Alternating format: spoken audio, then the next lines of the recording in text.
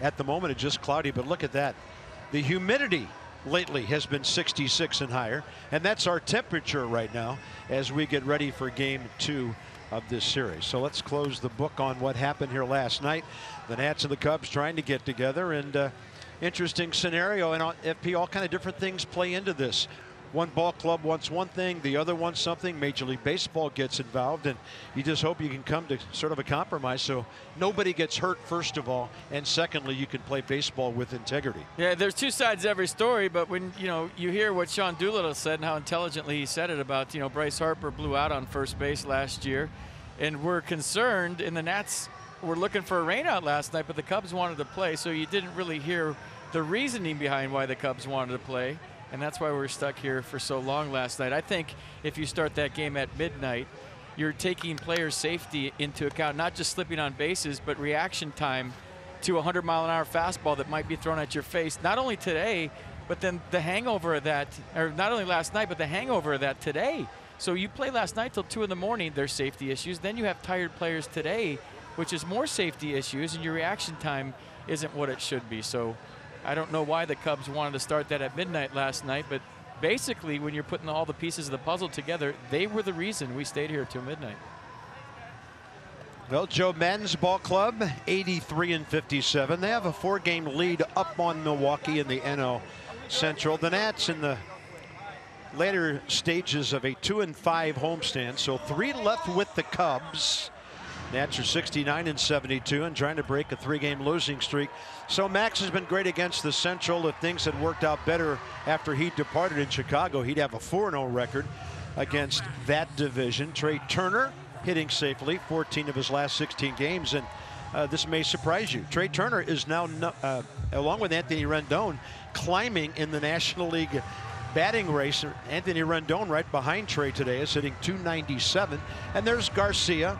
5 teams over the last 2 seasons. The guy has been all over the map, and you may be surprised to know that that happened to Steve Carlton late in his career. So over the last couple of years, Cardinals, Braves, Twins, Yankees, Blue Jays, and now Chicago Cubs for the 32-year-old left-hander Jaime Garcia.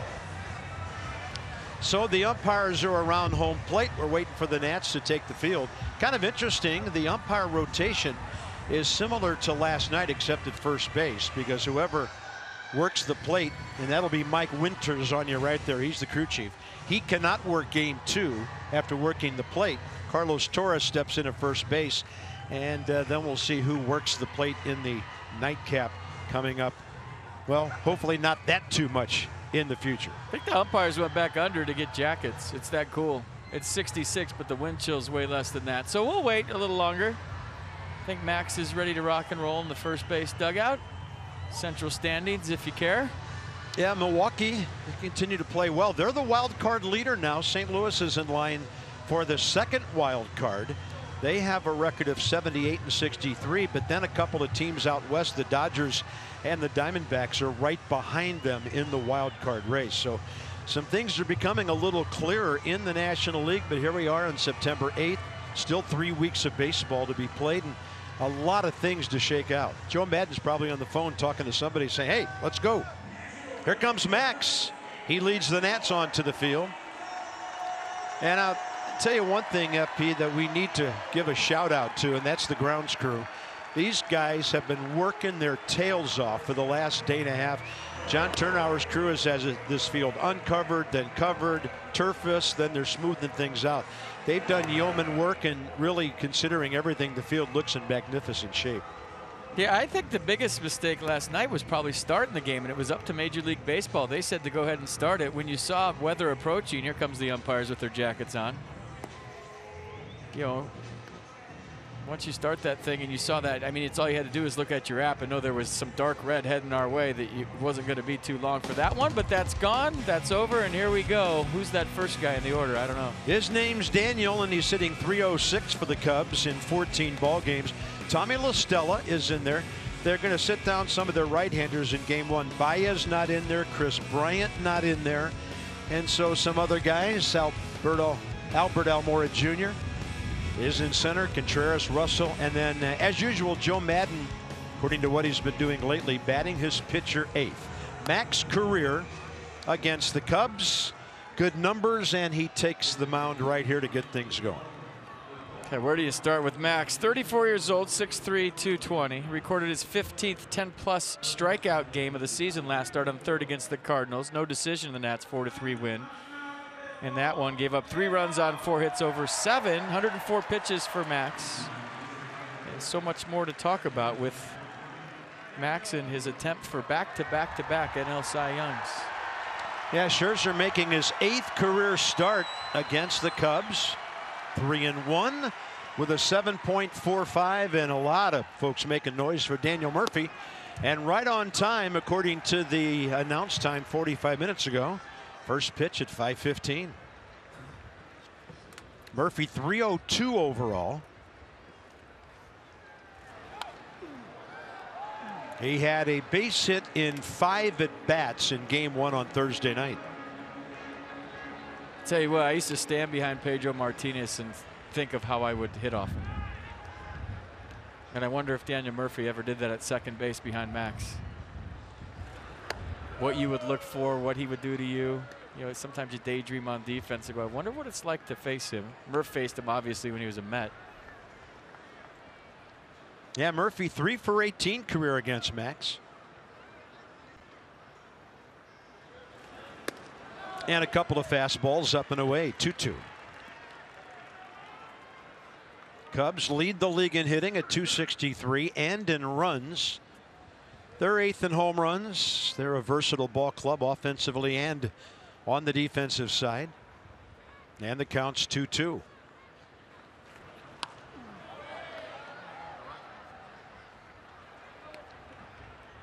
All right, Nats D for Game 1 of the doubleheader. Soto, Robles, Harper, the outfield. Turner, Rendon, left side. Sanchez, Reynolds, right side. Matt Wieters catching Max Scherzer. Victor Robles chilling in center.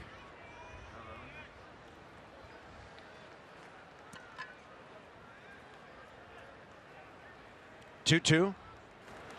Swing and a miss. 96 away for Max's 261st strikeout. The quest for 300 Ks begins with a strikeout of Daniel Murphy. Not an easy guy to strike out. So 261 for Max Scherzer. Fastball away, and that's how this one starts, a strikeout. Tommy La Stella. This guy's always been a tough out for the Nats. Against Max, he's 3 for 6 with a homer and 2 RBIs. Check swing, ball low.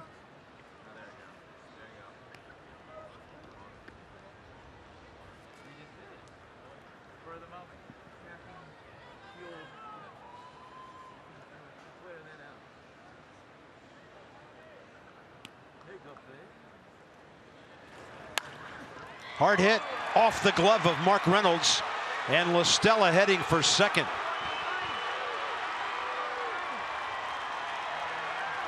He puts the ball in play. He's got some speed, and he's got the Cubs in scoring position here.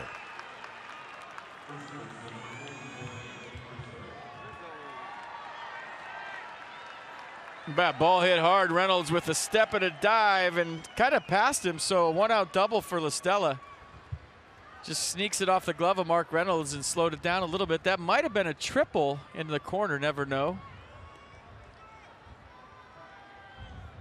And the fans really, really loud cheering Mark Reynolds' effort right there.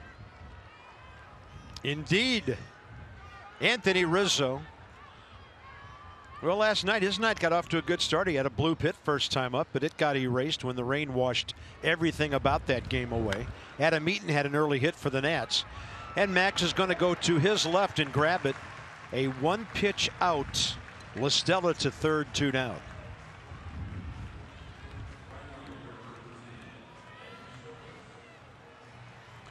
Cleanup man scratched from the lineup before the game yesterday, but back in there today, Ben Zobrist.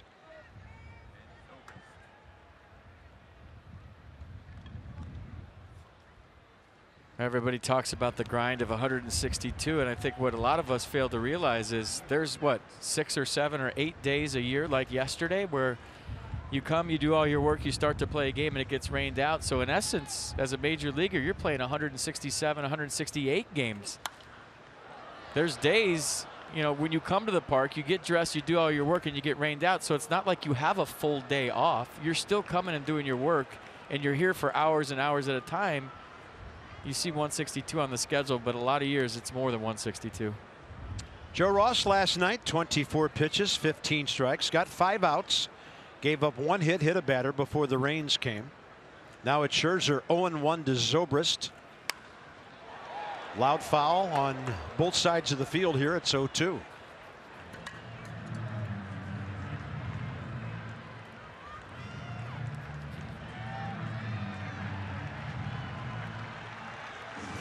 I do think the Nats had one day where they didn't have to come to the park this year. The rainout was called so soon, so that makes up for one. Yeah, those are rare. Yeah, those are precious. 0-2, runner at third. Zobrist probably as much success as you can expect against Max Scherzer. 5 career hits, 28 at bats, but he's made them count. 3 homers, 6 RBIs. Max has walked him 4 times and struck him out 3 times, so they've had some good battles. Robles shaded toward left center about 10 feet or so. And this one bounced to the right side. Reynolds to his right, hits Scherzer on the run, and that's a 0 in the first inning. We're playing baseball, and the Nats are coming up in a moment.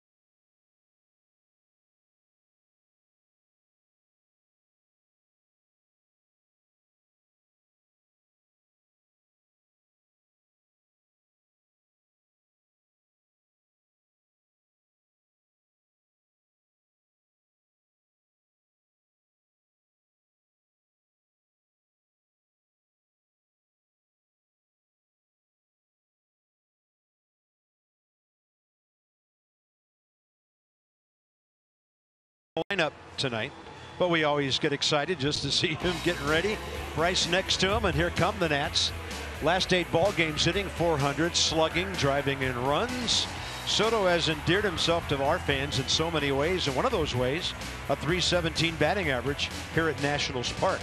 So with Adam Eaton not starting against the lefty, Turner, Rendon, Harper, Reynolds in front of Soto, and then Robles, Wieters, and Sanchez. Jaime Garcia, 70 career wins, 5-3 in 9 starts against Washington. 32 years old. Last pitch for Toronto on August 20th against the Orioles. Through just 1 hitter struck him out. Last major league start was June 19th against the Braves for the Blue Jays. Gave up 5 runs on 5 hits over 3 through 64 pitches. So you saw the arsenal: fastball, slider, curveball, change. Slider's pretty good. Opponents hitting just .098 against that. Fastball up, 1-1 to Trey Turner. So Trey is 8th in the league in hits, 10th in runs. Probably the most 2 important stats for a guy who leads off, although he doesn't do it every day. Adam Eaton does a lot, of course, against right-handers. Having a good year, though. .297 over his last 40 games. So that 8-game hitting streak still in progress. 12 for 35.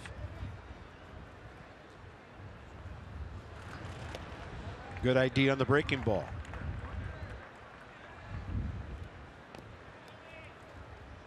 So for leadoff men, it's all about getting on base and touching home and stealing a few bags after you do one of those and before you do the other.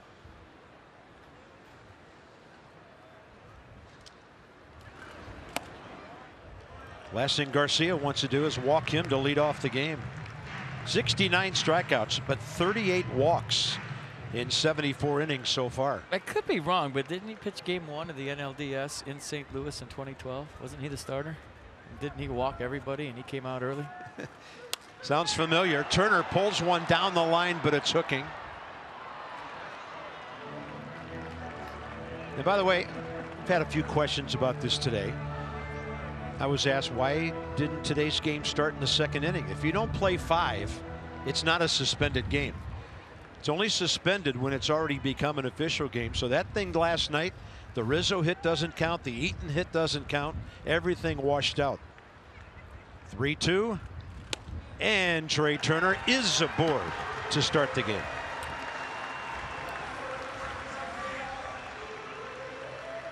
Cubs defense in game 1. Happ, Almora Jr., Zobrist, the outfield. Russell Murphy up the middle. Estella Rizzo at the corners. And Wilson Contreras doing the catching. Likes to pick off behind runners. He throws a lot. He has picked off 8 this year. Garcia signed by the Cubs as a free agent August 31st, 2 days after Toronto released him. Anthony Rendon, 2 for 9 career against him. Yeah, Garcia pitched game 2 of the NLDS. Lasted 2 innings.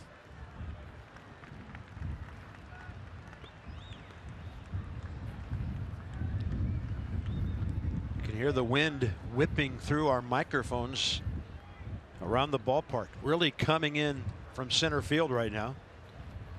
Cool temperatures, lots of breeze. Somebody will have to put a charge in one to get it out of here.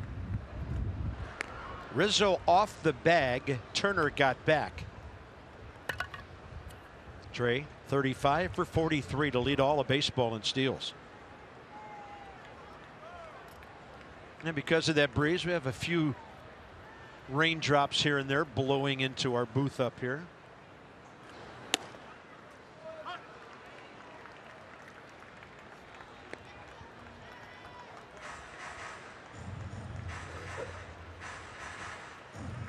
Anthony Rendon, by the way, guess who's number 10 in the batting race, hitting .297? Our third baseman. Trevor Story, .298. Everybody else at .300 or above in the top 10 in the league. There's the off speed. 1-2.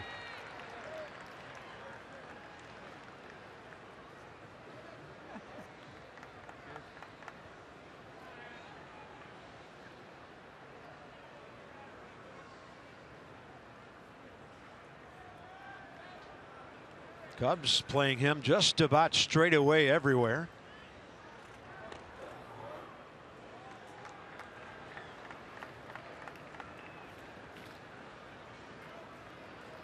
Yeah, the Nats are hitting .248 against lefties this year. 14-23 is the record against left-handed starters. So trying to change all that. .248. Not that awful. No, it's only 5 points under their overall batting average. So Garcia goes away with the fastball to strike out Anthony Rendon.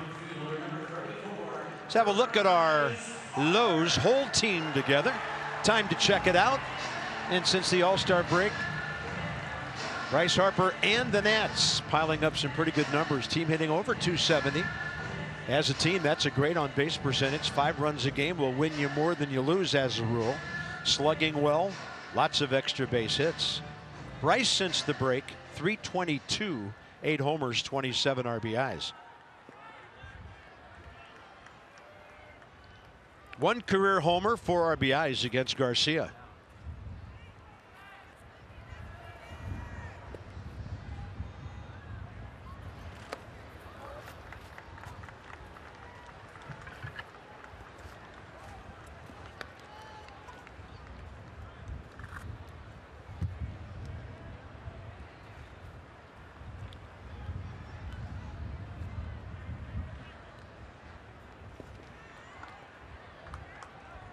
StatCast AI powered by AWS. Show you Trey Turner's lead at first.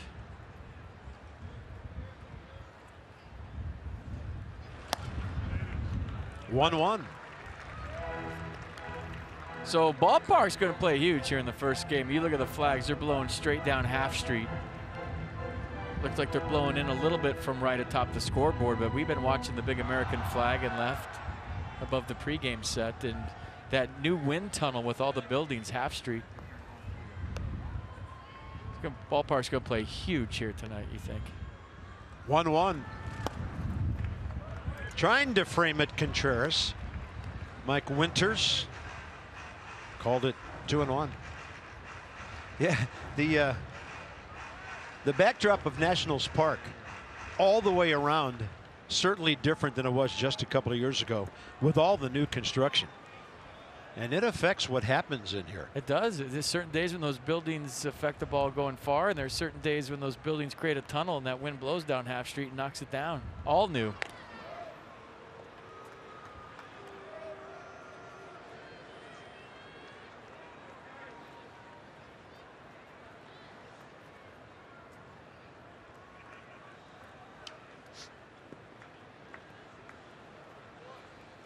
So Bryce ahead in the count. Shortstop Addison Russell playing right behind the second base bag. On the move. The throw to Russell, and Trey Turner beat it by plenty, and that's number 36. What a jump. Yeah, no shot here for Wilson Contreras. Look at the jump by Turner. He picks something up, a little peek back, and steals it easily. Holding on with that oven mitt, picked a good pitch to go on. Now Bryce Harper in a 3-1 count has a chance to put his ball club on top. Bryce looking for RBI number 90 or more. 7th in the league with those 89. He'll take the walk, and that's 106. Pair of walks by Garcia. Pete talked about his wildness in the past against the Nats and dug himself into a hole here. Now he has to deal with Mark Reynolds. Ryan Zimmerman on cue to play tonight. Reynolds gets a start here. That's Bryce's 29th game tonight against the Cubs since 2014, and he's walked 31 times.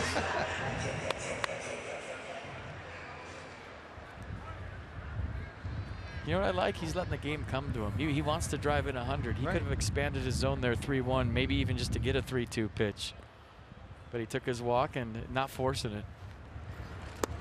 Talked earlier this week about Mark Reynolds, how his strikeout per at-bats number is down. In the sense that he now has more at-bats in between strikeouts than ever before. Another number that figures in, right now he's hitting a home run every 12.92 at-bats, and that's the career best for him in terms of the frequency with which he's hitting homers. So the two kind of go hand in hand. This guy's so strong. Hit one here the other night. Pretty good month of September so far.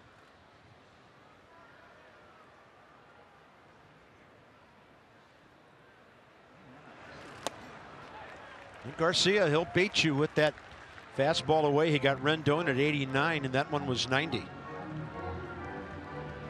Okay. Wow, don't know if something's going on with Garcia, but there's the former Nat Kinsler warming up.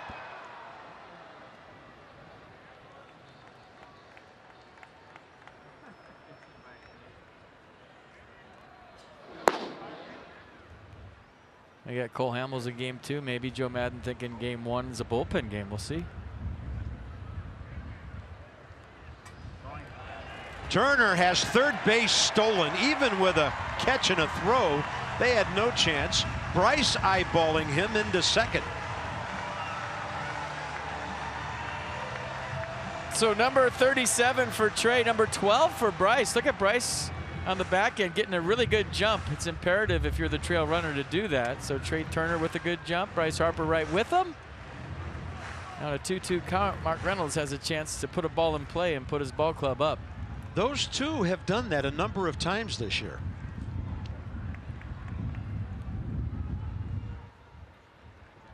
Reynolds 2 for 6 career with a home run against Garcia.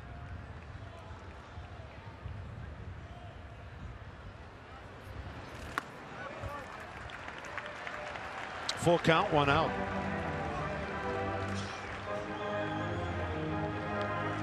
Ball game's been underway for a while here, and we're looking for our first hitter's contact in the bottom of the first. And the sun, which we forgot how that looks. 2 walks, a strikeout, 3 steals so far.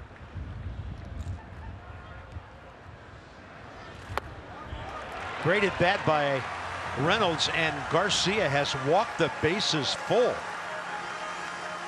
And that's why you see Kinsler up. Joe Madden seeing his lefty. He's walked 3 of the first 4 hitters.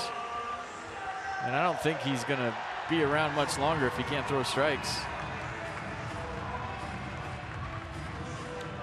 Yeah, hasn't made an appearance for the Cubs yet, listed in their bullpen for the first couple of days here. So here's Soto, first time he sees Garcia.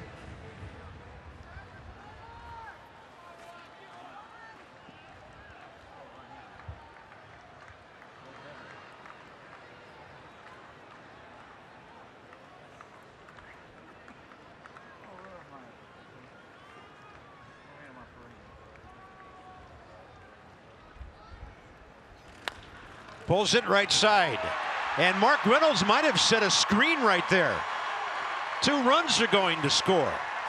Turner home, Harper behind him, and the Nats are on the board with a deuce.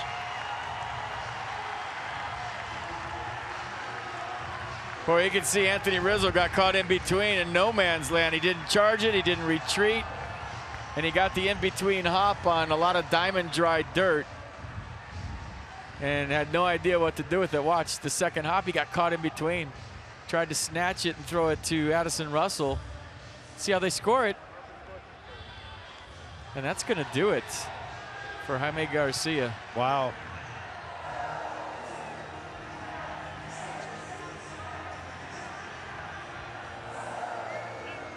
Well, that was quick. 1 hit, 3 walks, 1 strikeout. Choose a winning team for your vehicle. Jiffy Lube for value and convenience. JiffyLubeDC.com. 22 pitches, only 9 strikes. He's done.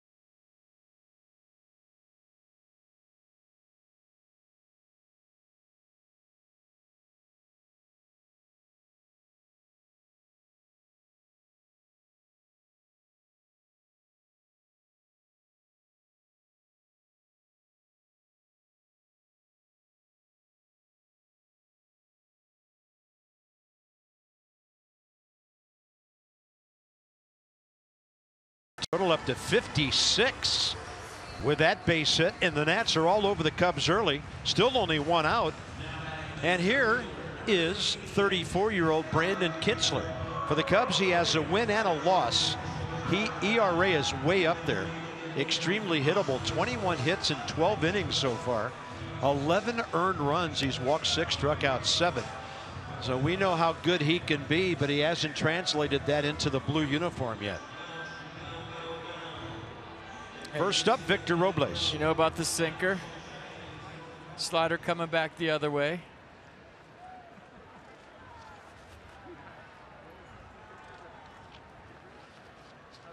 Reynolds at second, Soto at first.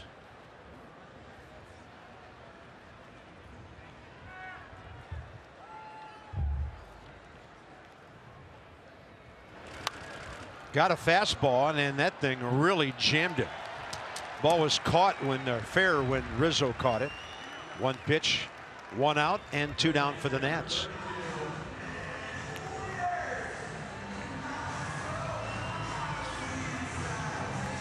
Yeah, fastball slider change for Brandon. Fastball 92 with the sink we talked about.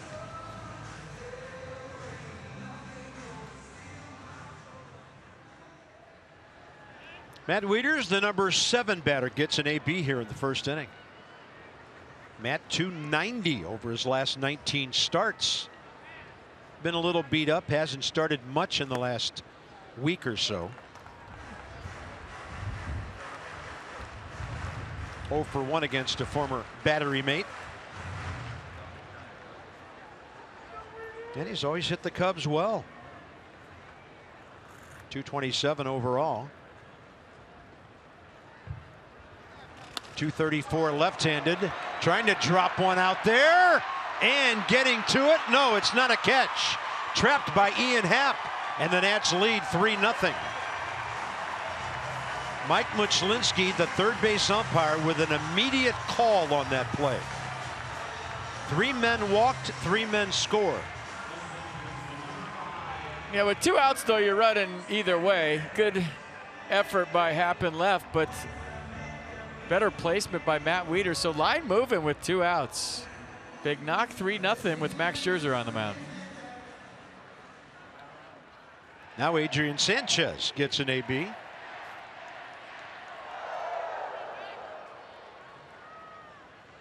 And Garcia. He's also responsible for Soto at third. I'll say this, and I don't know anything firsthand, but as a former player, if one team wants to wait around till midnight and keeps me at the ballpark, and that's the reason I was there, and I come out the next day, I play with a little chip on my shoulder. You know, you stay till midnight and that was your idea, then we don't play? Okay. Wait till tomorrow and you feel like the Nats have come storming out of the first base dugout. And Tommy Estella, one of the player reps, Chris Bryant, the other one. I think Bryce Harper and Sean Doolittle talking it over with those guys. Max Scherzer's the rep, but he was home because he's pitching today. Didn't want to wait around and be all tired for today's game. 0-2 to Sanchez, who's driven in 1 run this year.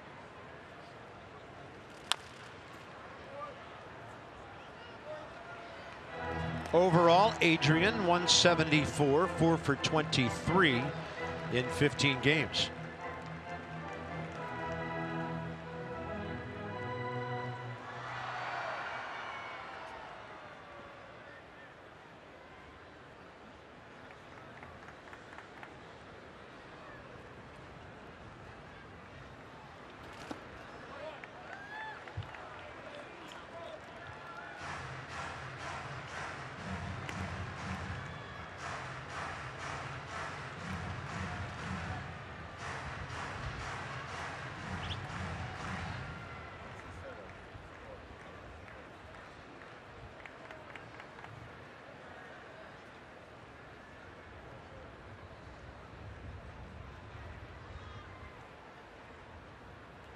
One, two, the count.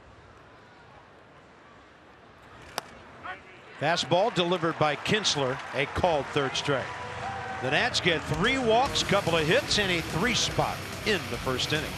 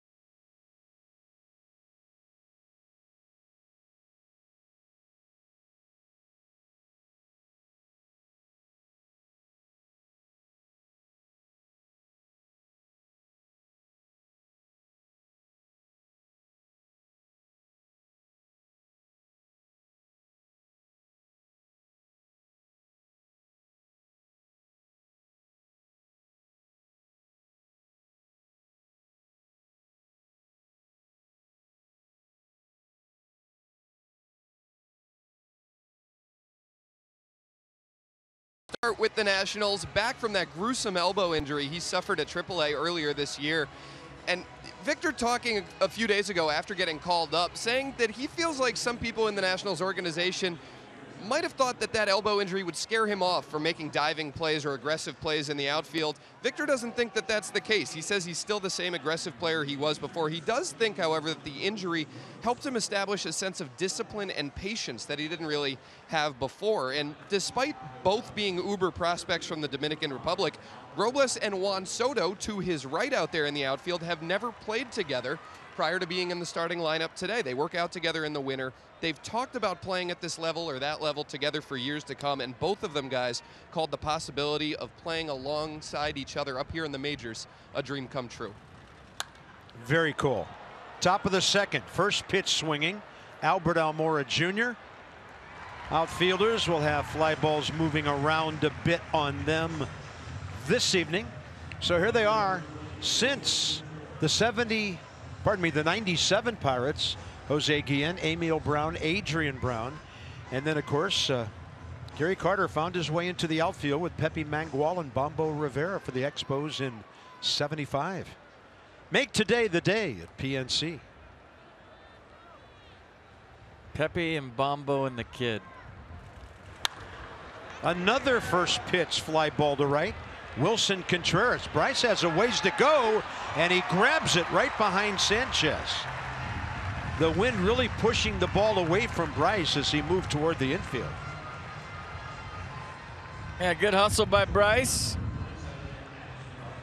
Yeah, this park is closed tonight. I mean, maybe a low knockdown 2-iron, but the temperature, the wind, and that ball would have been a routine ball to right, but the wind just knocked it down, and Bryce had to go a long way. And if you're Adrian Sanchez right now, you took note of that, and you're thinking, okay, I got to go out on fly balls tonight because they're not going anywhere.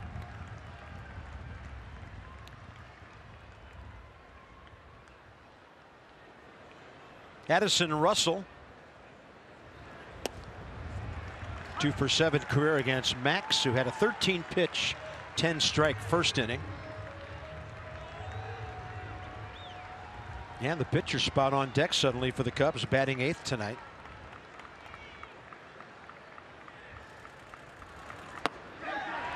Wow.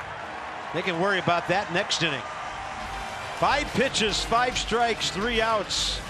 That was quick. Now he gets to lead off.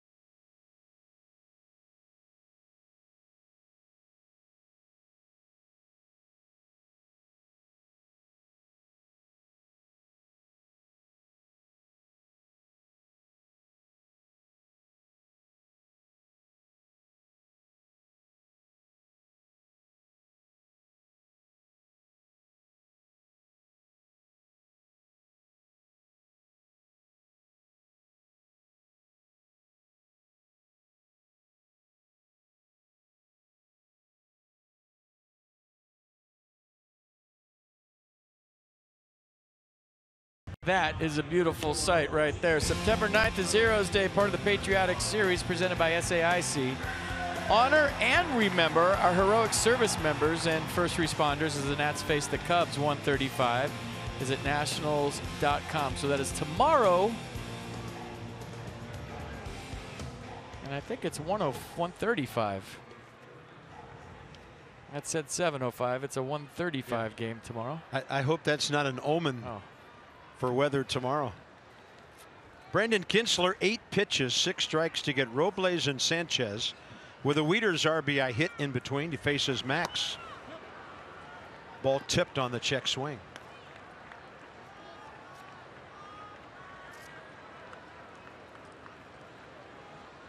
That forecast not looking great for tomorrow, but you never know. It always changes. Yeah. Same thing we looked at this morning that said 19% chance of rain, then it rained for 2 hours. Yeah. Nice guess. I'm telling you, fall came in here over the course of a couple of hours. It is chilly. Max 16 hits this year, 5 batted in. Career batting mark sitting just under 200.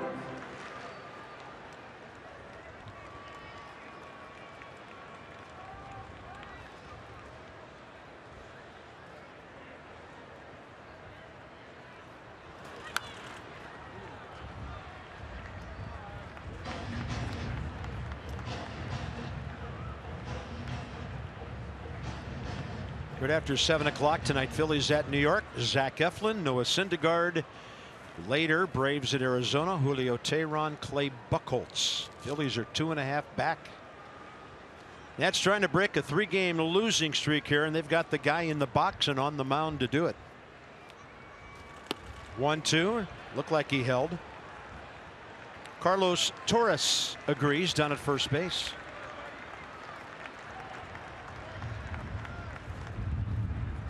These two guys are buddies.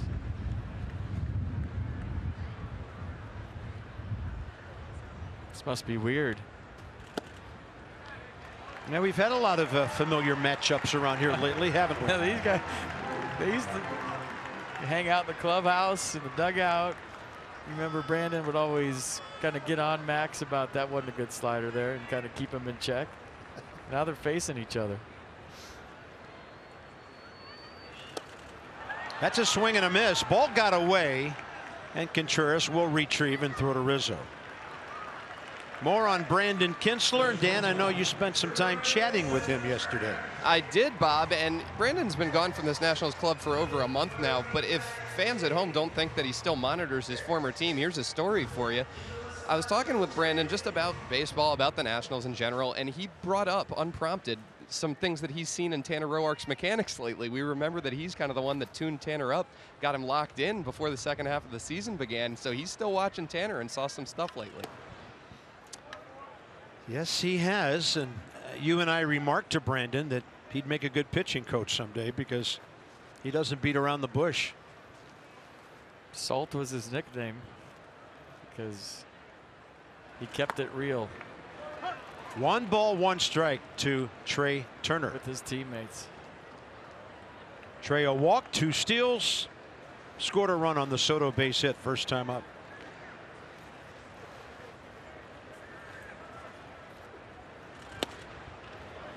He's getting the calls out there from Mike Winters. Struck out Sanchez with it last inning. Nissan, how does this one look? Trying to run it back. Did it come back? Mike Winters is probably looking for strikes after a bunch of delays the last few days.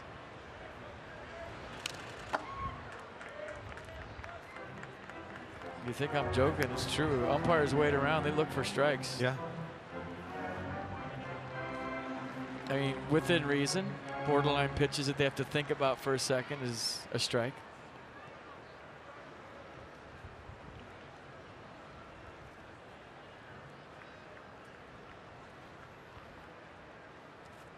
Jorge De La Rosa is warming up, indicating Kinsler may not bat leading off the third.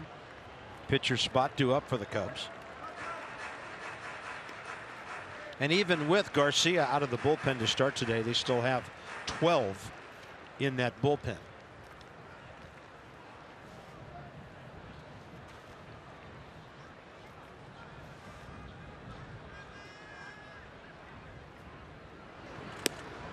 The Nats have 12 in their bullpen with the removal of Jeffrey Rodriguez, who will start the nightcap. Hi there. It's hoodie time. You can wear your Nats hoodie sooner than you thought. High hopper left side, and Listella came forward, and he pulls Rizzo off the bag. Trey's speed a lot to do with that. We'll see how it's scored. He's aboard with one out. Boy, he rushed that, didn't he? Watch Tommy Listella. He knows Trey Turner's fast, but watch him get rid of it. He got him so quick that his feet weren't underneath him, and the arm trailed. You know, when you know a guy's fast, we've seen a lot of infielders do that. They kind of rush the throw, and he launches this one. Rizzo did a good job just to keep it in play, and Trey Turner at first. Tommy Listella, 4th error of the year. Here's Anthony Rendon, struck out swinging first time on a Garcia fastball away. Remember a few years ago Ooh, did Trey slide on that bag? We kept track of how many errors Trey Turner caused. Yeah. Because of his speed.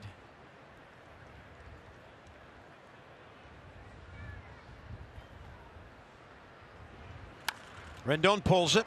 Listella picks that one up. He falls down, loses his play at second and almost at first. But he made a good throw to recover and threw out Rendon. Yeah, a lot of diamond dry on the infield is probably playing loose. Did a nice job of getting back up, and a nice stretch by Rizzo at the end to get Rendon.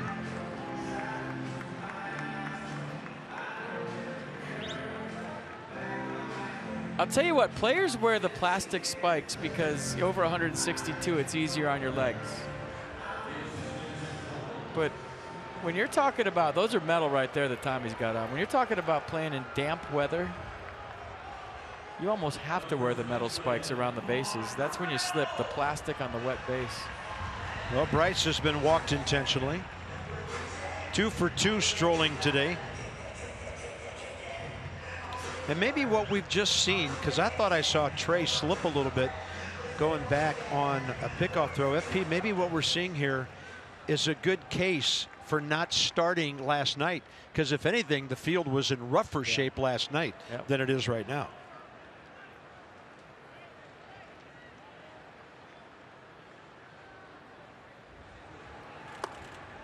So here's Mark Reynolds, 4th man in the lineup, and he's already batting for the 2nd time. He was walked first time. That loaded the bases before the Rendon bouncer through the right side.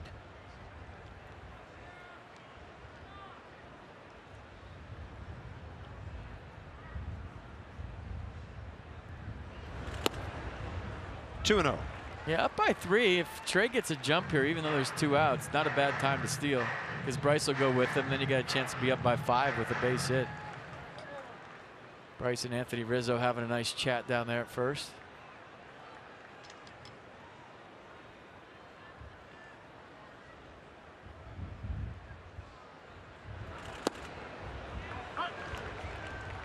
The one thing Bryce has to be aware of is that modified pitch out to Contreras, where Anthony Rizzo actually break behind the runner as the pitch is in the air for the pickoff play. The Cubs have run that a lot this year. They did it successfully against the Nats last time, and I've seen him do it against other teams too.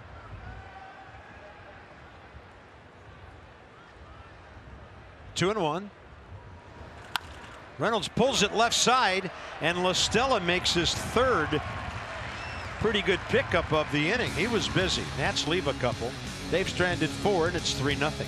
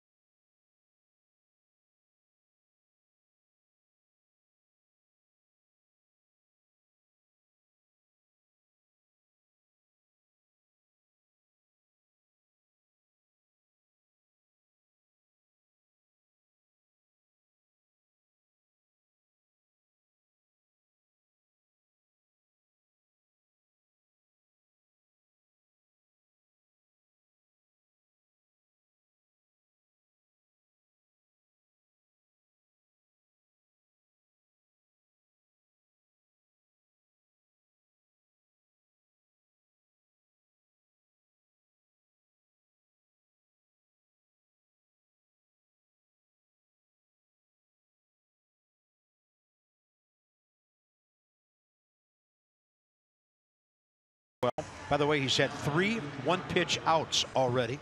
2019 Nats Plus memberships on sale right now. Join the best member benefits program in baseball. The best seats for next year. Guaranteed access to potential postseason while saving money compared to single game ticket prices. Become a Nats Plus member or check it out. Nationals.com/2019. Who's leading off for the Cubs? Brandon Kintzler. First at bat of the year. Yeah, speedy leadoff guy. He's 0 for 2 in the big leagues. And at bat for the Brewers in 2011. And another one for Milwaukee in 2015. Oh, this is instant payback, right? He just struck out Max. They're buddies, and now he's hitting against Max, and Max had got to strike him out, and he's talking to Wieters the whole time. It's got to be weird for everybody involved.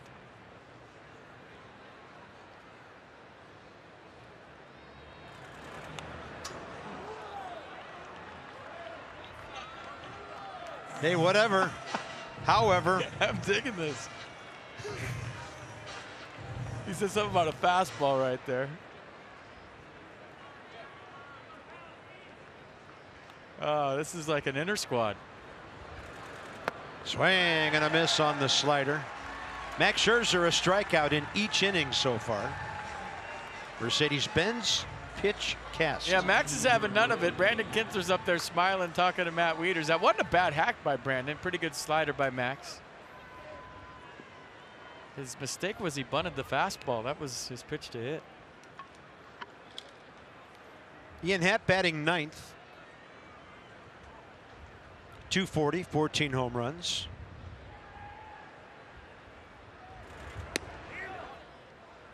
And again, Scherzer 0 for 3.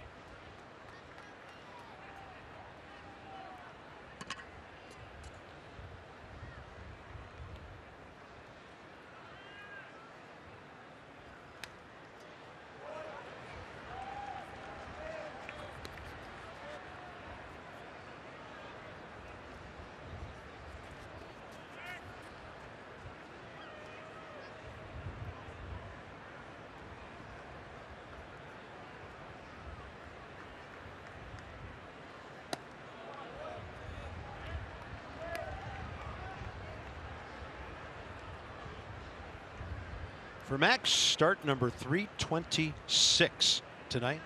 Trying to win his 158th big league game.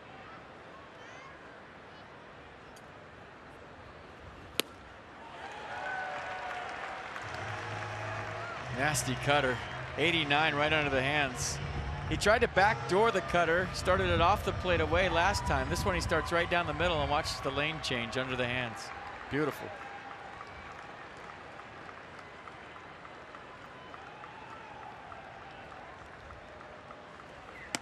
And that is 96. First time around the order. 1 for 9 go the Cubs. And Scherzer now has 4 Ks. 264 on the year and just locked him up. Couldn't pull the trigger. Maybe thinking he's going to throw that cutter again. The fastball was by him. Yeah, take your pick on the strikeouts, huh? Boy, I would have guessed higher on the slider. I guess the slider and cutter similar. There's a cutter. He throws the cutter to lefties. The slider has more sweep and downward tilt to it to righties.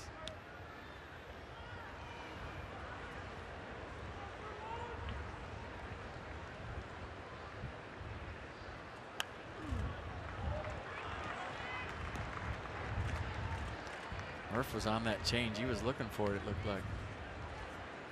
He's done well as a Cub. 4 homers, 7 RBIs in 14 games.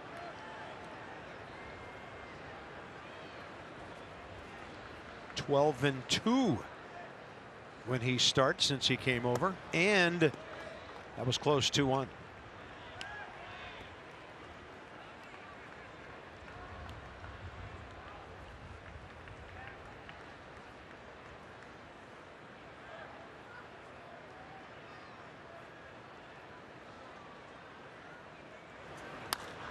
Hard hit, but right side for Sanchez. That guy's a smooth infielder. Scherzer threw 3 on 1 hit, working well with a 3-run lead. Soto straight ahead.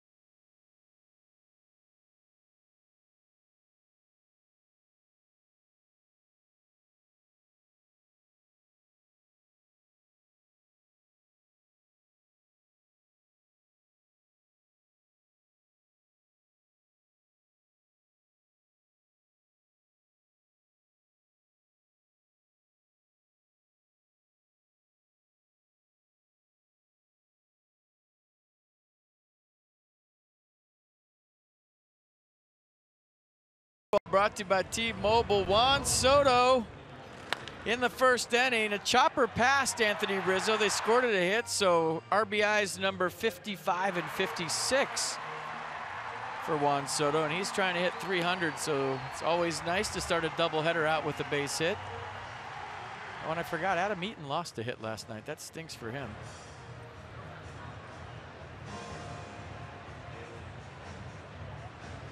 Choose a winning team for your vehicle. Jiffy Lube, for value and convenience. JiffyLubeDC.com. Pitching change, 37-year-old Jorge De La Rosa. So since coming over from Arizona, 9 appearances, 9 hits in 11 innings, 3 earned runs on 3 walks, 11 strikeouts. He's been in the big leagues since he broke in with the Brewers in 2004.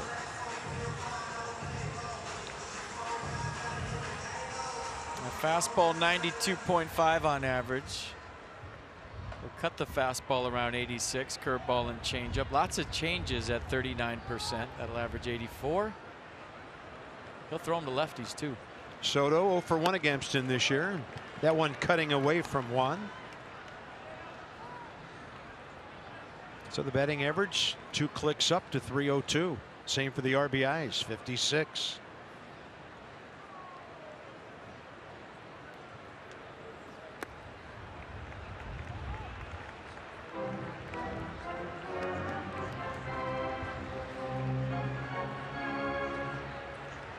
He's added 4 points onto his home batting average.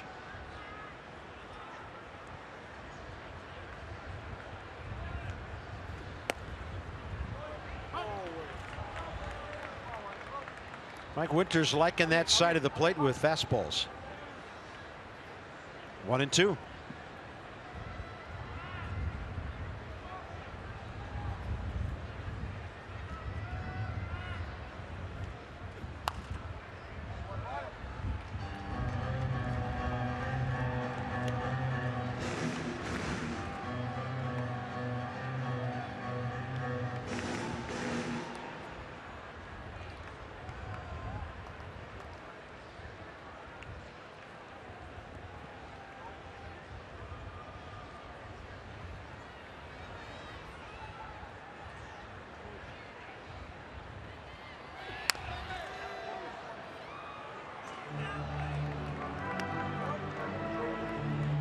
I think that home thing and the fact that he's hitting high 200s on the road indicates to us that Soto, there's not one thing you look at him and say, well, he doesn't do that so well. He's just so consistent.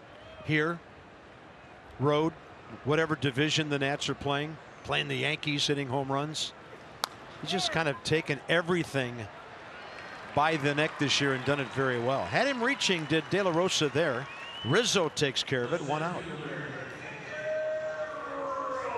Manage your dream team in franchise mode, plus get weekly stats and roster updates. RBI Baseball 18 is available right now. Learn more at RBI.com. Rated E for everyone.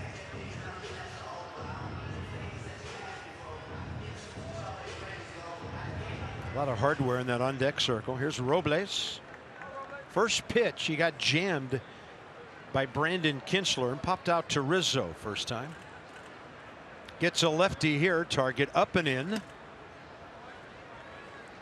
Ball 1. You could write a master's thesis on the evolution of the on-deck circle.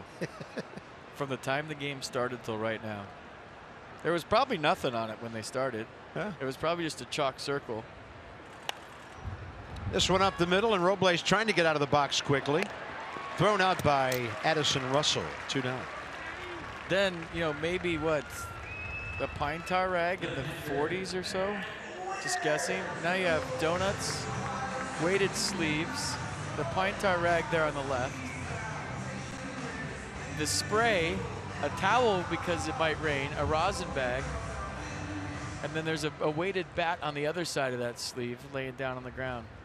And probably a Motus stick in there somewhere. Unbelievable. There it is. What's it going to look 20 years from now? It's going to have shelves. Spray, aisle 2. There's different weights. You see that one on the far left? That's heavier than the donut you see, like kind of toward the left.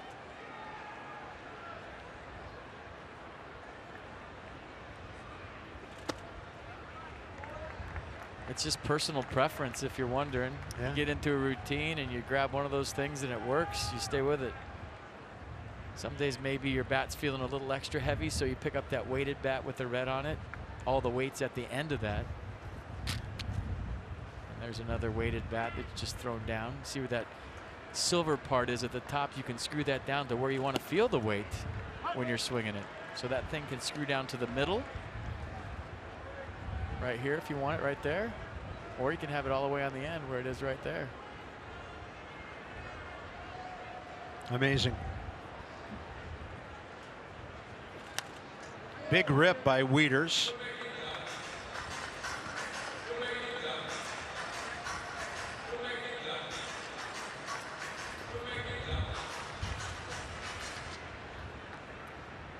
Some days you walk right by that thing and you just swing your bat when you're feeling good. Your pine tar should be right where you want it, I think, before you get in the on-deck circle. Off speed, Wieters a bouncer. Cut off on the left side by Tommy LaStella, who's been busy at third. 3 ground ball outs for De La Rosa. Max back to work, middle innings coming up.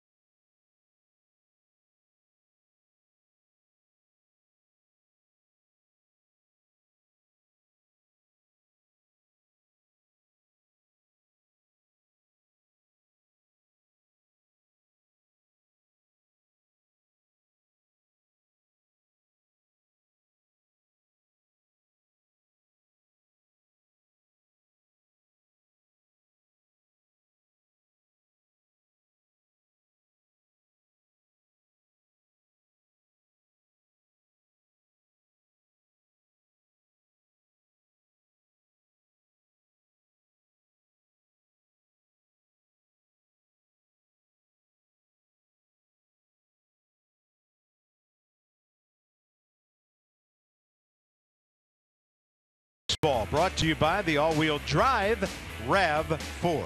Toyota, what drives you? Visit buyatoyota.com for great deals. It's Barry Bonds. He's here. That kid's got no chance. None. That's got to be a relative from Illinois who sent an outfit to that family, I right? don't know. I mean, the parents got it right, but that kid's got no chance. That's what I'm saying. Some distant relative. Well, look at the little Cub hat he's got on. No chance. Sorry. Got plenty of time to convert. Max Scherzer, time for him to go top 4 here. Only hit he's given up, the guy in the box, Tommy LaStella. Hit a hard ground ball off the glove of Mark Reynolds first time for a 1-out double in the first. Made it to third on a grounder by Rizzo, but then Max got Ben Zobrist to end the inning. Pitch count great, 31 through 3. And this one in the air. Rendon and Turner. It's always fun when those two are together, and Rendon lets him take it. All right, Oktoberfest returns at Nats Park on Friday, September 21st. Nats take on the visiting Mets. 7:04. Ooh, that beer stein, that's solid. First 20,000 fans ages 21 and over could take home a Nats stein. To get your tickets, visit nationals.com. One of my friends texted me during the game tonight and asked me, did they stop selling beer after the 7th inning in a real doubleheader? And I said, I don't know. It's a tremendous question. I would think not for the first game, but then I said, do you have issues if that's what you're thinking about and that's the only thing you're thinking about? yeah. To me, that's not a deal breaker whether you come to the ballpark or not. I know. Swing and a miss on Rizzo, and Scherzer has him 0-2. Mercedes-Benz. Little hop to that 95, some arm side run. Yeah, we saw a 96er in the first inning tonight. Shift on. Rizzo retired on one pitch first time up. La Stella was at second, one out. Max had him reaching. He hit a comebacker.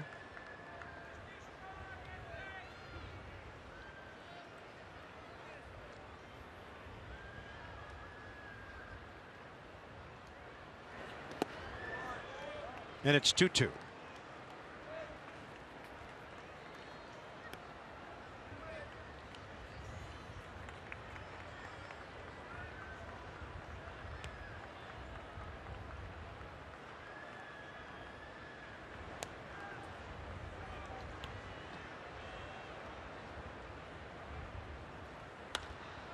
That ball heading out to right center. Robles has it measured.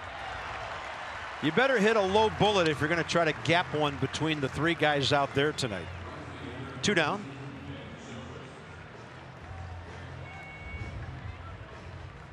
Ben Zobrist is next.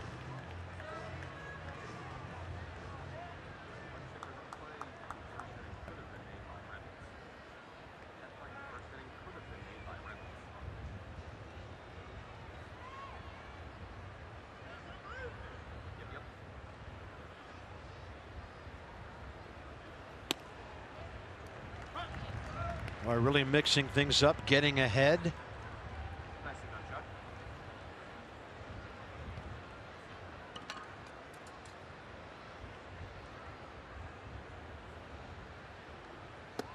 Tell you what, Matt Wieters is driving the bus nicely right now. They're not shaking off. He's just putting down fingers. He's right in tune with Max. Fun thing to watch, isn't it? Two veterans. I like it when everyone's on the same page. It doesn't mean he won't shake them off ever, but it's just he's putting down a sign. They're going. They're definitely in sync. This one driven to left. Soto. Another 1-2-3 for Max, and that's 11 straight for the Nationals ace, who will hit after Sanchez in a moment.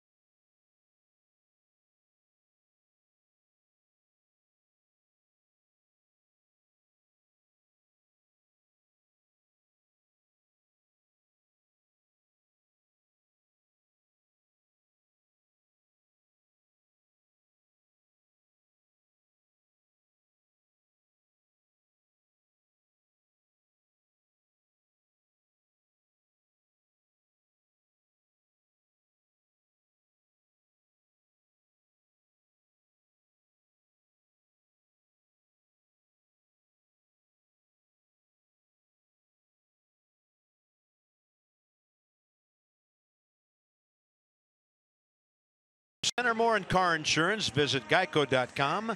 See how much you could save. Abe way out ahead, but he's only won 15, and right into the turnbuckle he goes.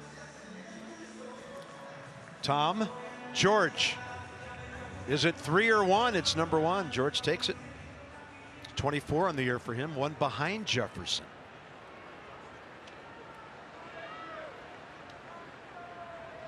Max Brilliant. Bottom of the 4th rolls around for the Nats. Sanchez, Scherzer, and Turner. And for De La Rosa last inning, 3 ground ball outs on 13 pitches. Breaking ball, a strike to Adrian, who struck out looking first time.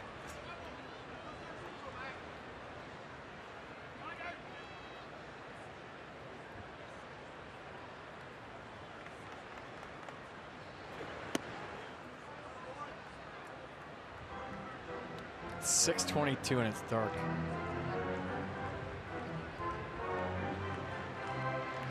I'm just glad it's dry right now. Yeah, I'm just saying, fall is here.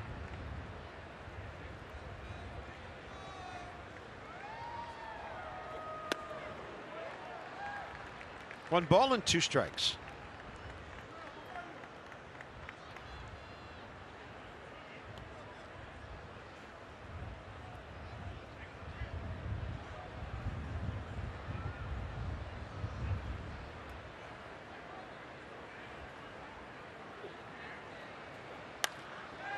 This one high in the air to right center, hit it well. With all that wind blowing in, and it's caught up against the wall by Albert Almora Jr. Sanchez putting a charge into one. Yeah, he had the scoreboard maybe shielding some of the wind. So once he hit this, you're thinking, okay, wind's blowing in, ballpark's playing big, but the scoreboard has a tendency to block the wind. You see Almora Jr. going back. That ball probably came straight down, but what, a week ago, or a couple days ago, for that matter, when it was hot, that's a home run. Good swing. Sure was. Sanchez making a big-time bid for his first major league home run. Here's Scherzer.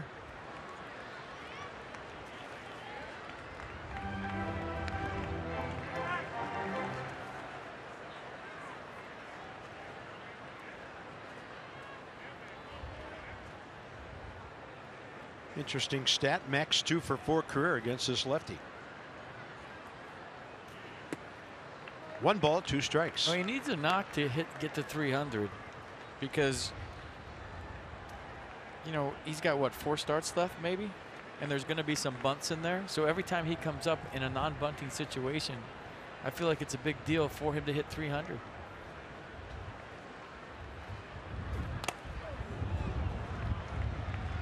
Bob Gibson, the only Cy Young Award winner ever to hit 300.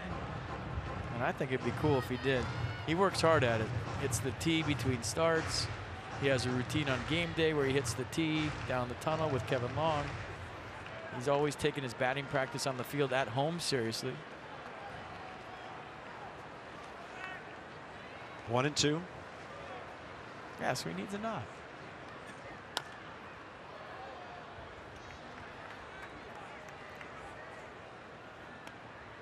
Yeah, Brad Scherzer has a new favorite player, his son Max, but he grew up in St. Louis, and Bob Gibson was his favorite as a young man. And I often hear people say Max reminds them of Gibson, just the way he approaches everything. Ball well hit. Russell up the middle. 2 down.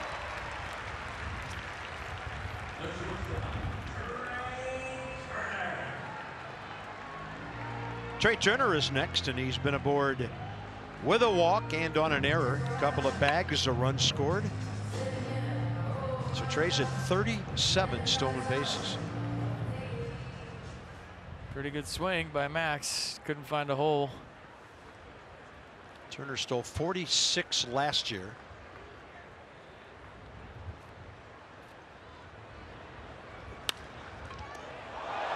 Wow, robbed by La Stella. Low throw. Rizzo spins off the bag, and the Nats are retired. It has been the hot corner for Tommy La Stella tonight. Yeah, nice play, but Davey Martinez is holding play up. They want to see if Rizzo is on the bag, and it looks like he was. Yeah, Tommy La Stella's been the busiest man in the building tonight.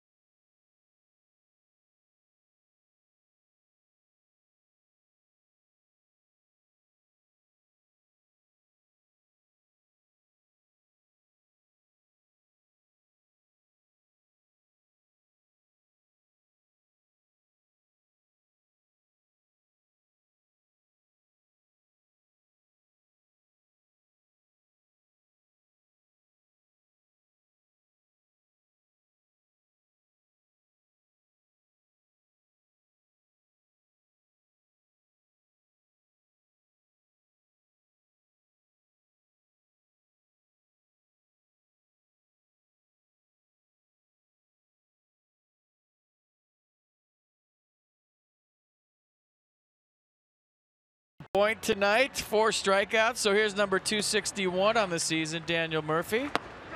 Addison Russell, 262. Brandon Kinsler was 263. We didn't show him, and there was number 264 with Ian Happ. The Washington area Toyota dealers help children and families by making a $44 donation to the Children's Inn and NIH for every strikeout by Nats pitcher this season. I bet you Brandon hears it from Max tomorrow for trying to bunt. I mean, that was good.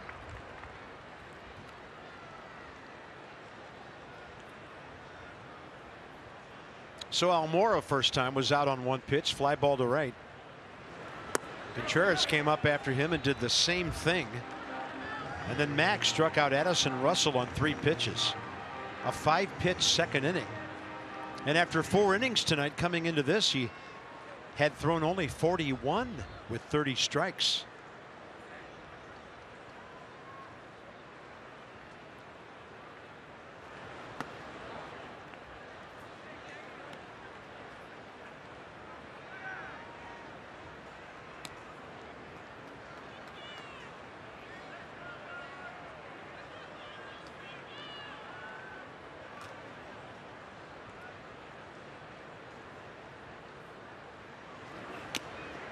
Foul tip into strikeout number 5.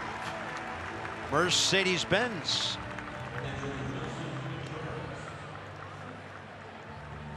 Just a power fastball away for number 265 on the year. I'm counting them all down until he gets to 300. Keep a tally here. It's a heck of a number, man. Isn't it?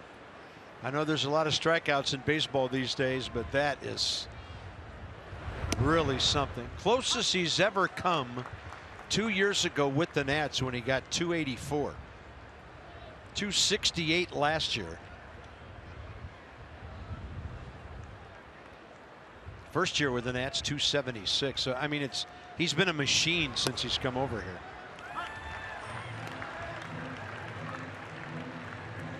When you look, it's guys like Kurt Schilling, Nolan Ryan, Randy Johnson, Sandy Koufax, Clayton Kershaw.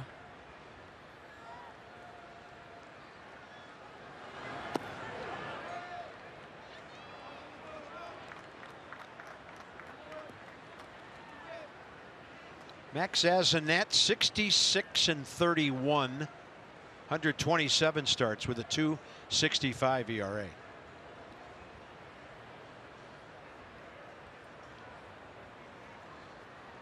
One and two to Contreras. They'll skip back on that one ball too. In 1973, Nolan Ryan had 383 strikeouts. That's number 1. How many innings did he pitch that year? Did he go over 300 innings too? Not sure. I'm just looking at the rankings. Wow, that is crazy. Sandy Koufax in 65 had 382. Chopper to third. Rendon can wait for that second hop. Whips it over to Reynolds, 2 down.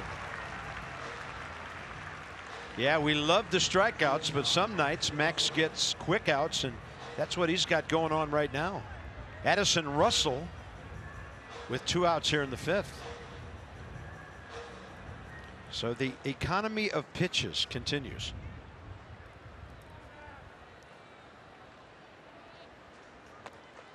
Randy Johnson in 2001 had 372.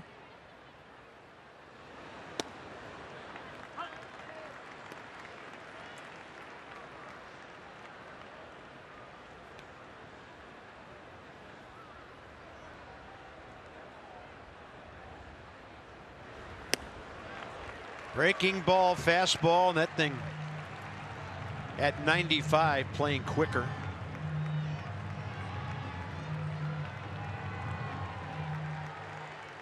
Max ties for the league lead with his 30th start of the season tonight. Trying to become the outright leader in wins again. Strike 3 call, 2 in the inning, 6 in the game, and right up there with it, 14 Cubs in a row set down.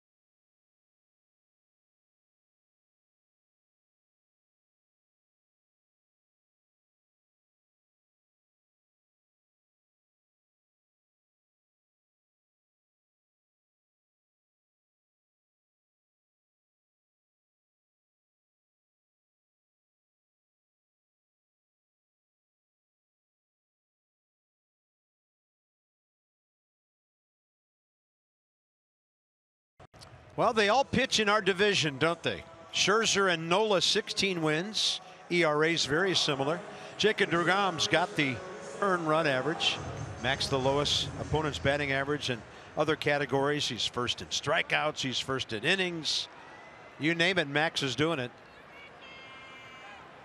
And I still have a hard time believing that somebody who could end up with single-digit wins would win the Cy Young. I mean, stranger things maybe can happen, but I'm with you. Got to knock out the champ to put the belt on, and right now Max is the defending champion. Yeah, he's #1 in strikeouts per 9 with 12.08. That's going up tonight. Hits per 9 at 5.76. He's #1. Whip 0.88, #1. Opponent's average against 179. That's #1. Opponent's on base percentage 239. That's #1. And wins with 16 is #1. Second in ERA. So few starts left, but he's definitely trending to win it again. The sexy pick's DeGrom right now. That's what everybody's talking about. I don't know. Maybe it's because they want somebody new in there, or I don't know. I don't get it. I mean, I get that he's had tip of the cap to a great season and his stuff is filthy, but I just think it's being discounted how hard it is to win a big league ball game. I agree. I love that you're old school on that too, by the way. Don't change. Well, I don't think you have ultimate control over whether you win a game or not as a pitcher. I do believe that your makeup and going deeper into games and bearing down in tight situations and getting out of jams are traits of winners, so that you do have some control over winning a baseball game as a pitcher. And the notion that it's just totally out of your control and it's all you do is go out there and throw the baseball, and whether you win or lose is just up to the heavens, I don't get. No. Because the guys I played with, the Pedro Martinez's, the Kevin Browns, they went deep into games and they were tough enough and stayed in games long enough and got out of first and third nobody out jams more than anybody, because they had the intangibles that maybe some guys that didn't win games didn't have. So there's a certain characteristic you have as a starting pitcher that you have the, I guess guts is a better word for TV, to win baseball games than others. So when you tell me you totally discount the win and it's just up to the gods, no, no, I'm never buying that. Sorry. Right there with you. I mean, Max could be a 21-22 game winner by now had a few things gone the other way. 1-2 to Rendon, and that ball down the left field line was just fouled by a couple of feet. Then he gets a pitch away and takes it the other way. Harper and Reynolds to follow here, bottom of the 5th. Nats would love to add on a couple of runs here. Cubs are an explosive ball club, first in the league in batting average and runs. They are facing Max Scherzer tonight. Sure would be nice to be up 4 or 5 as Nissan checks out. The pitch cast on. We have a circle of pitches in this at bat. Look at that. Yeah, it's like a football. And Rendon takes it outside. 2 balls, 2 strikes.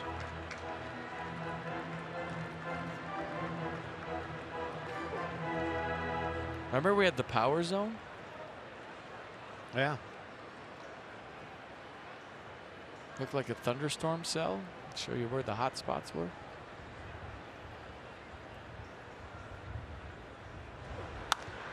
Rendon will send Russell up the middle. He charged that while cutting across. Left side of the Cubs infield has made some very good plays tonight. Oh, Truck's making a call. Here we go. Game on. Washington, D.C. Lexus Steelers donate $250 to the Children's National Health System for the first 200 home runs the Nats hit this year. Lexus, experience amazing. All right, let's see. Wind's blowing in. That'd be a bold call by the Truck here. But this guy's strong enough to turn around the wind. Bryce Harper, 4 for 13 career, 4 walks, 7 Ks, 2 RBIs against Jorge De La Rosa. 166 home runs on the year for the Nats. Yeah, that's the 6th highest in the league. So Bryce has been walked twice, total of 107 on the year, the second one intentional. Of course, when Bryce plays the Cubs, it's hard to tell what's intentional and what's not, because they really pitch him more carefully than any other team in baseball. That was right over the bag. Rizzo spears it, and De La Rosa did not cover. Bryce beats him.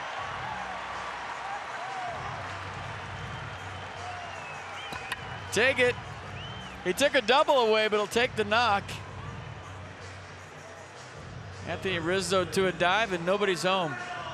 He threw it to him anyways, but he was late getting over.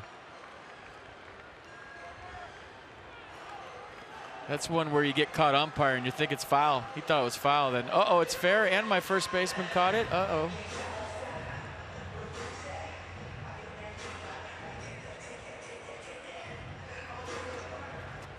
Mark Reynolds 0 for 1 with a walk.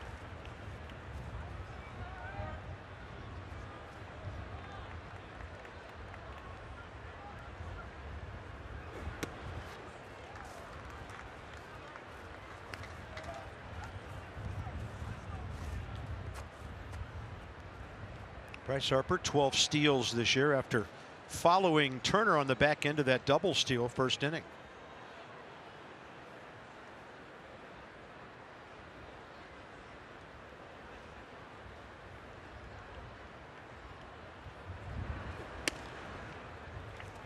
You know, I'm going to miss baseball terribly when the season's over. But the one thing I'm not going to miss is picking up my phone and looking at radar apps. Because every time I see a drizzle now, it's just like knee-jerk reaction. I mean, I pick it up, I'm looking, there's rain, we're good, we're good.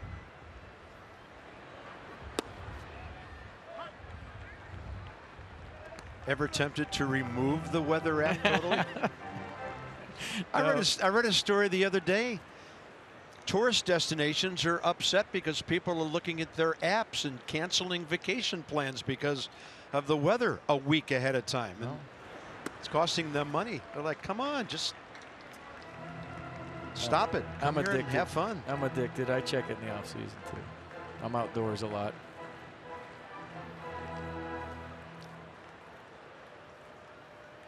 Well, I don't know what it's going to be like a week from now or a week and a half from now when the Nats come back home after that long road trip, but fall has just arrived and slapped us right in the face here in the last 24 hours.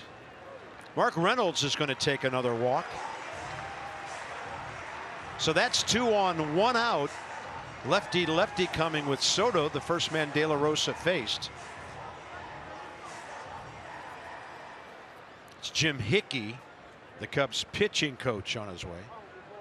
You know, between that game the Nats had against the Cardinals this week and then some of the stuff in this series, a lot of walks.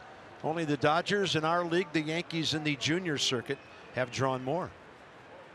Bryce has 500 of those 521. Seems like it. That guy. And they're all against the Cubs. Right-hander James Norwood.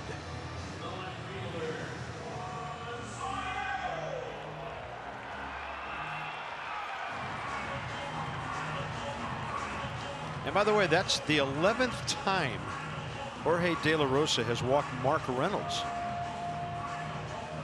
Kind of crazy.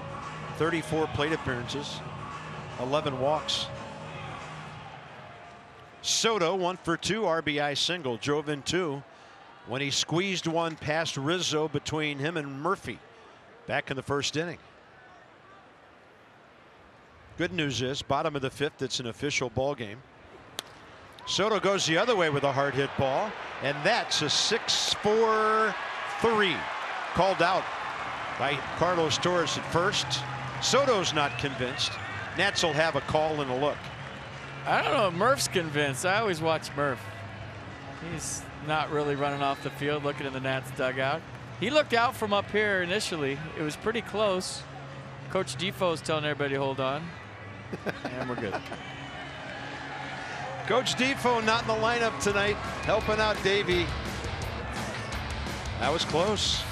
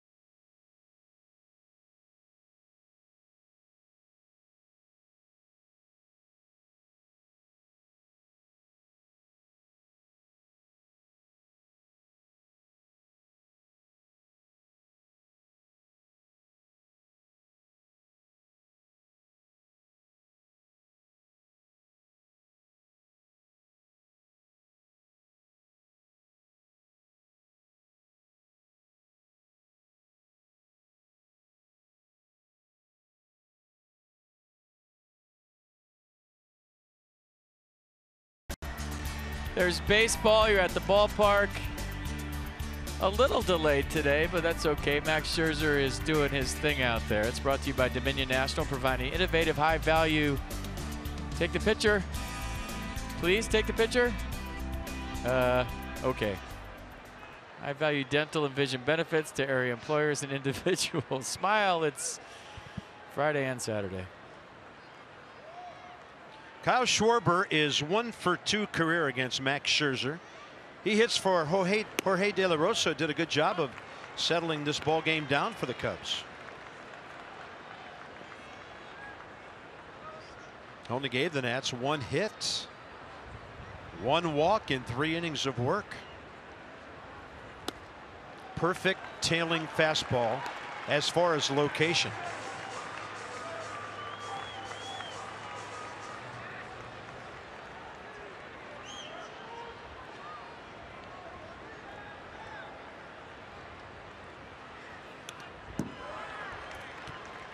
Pretty good foul ball to stay in the fight. That was a nasty pitch. You don't have to do a whole lot of studying on the Cubs box score to see what Max is doing tonight.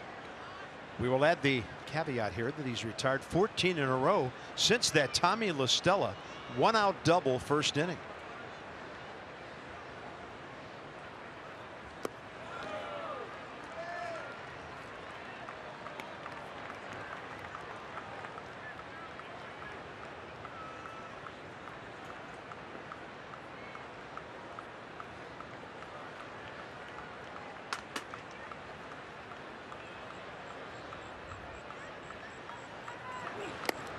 Foul tip, number 7 on the strikeout ledger. So in case you missed it, as the first inning, second hitter up. Daniel Murphy struck out a 96-mile-an-hour fastball to lead it off, and then Tommy La Stella turns and burns. Mark Reynolds gave it a good effort at first base, and that's the only hit so far. We'd be talking about a no-hitter. Strikeout number 267 just happened.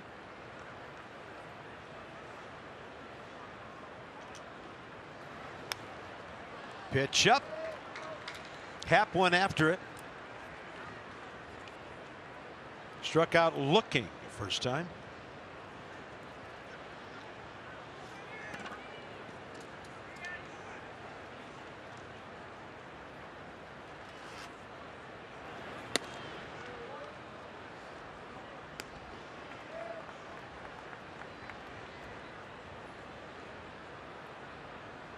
Sixty pitches.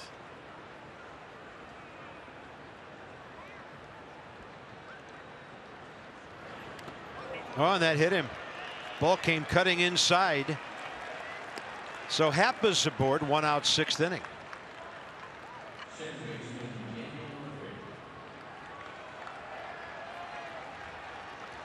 Next up, 0 for 2, Daniel Murphy.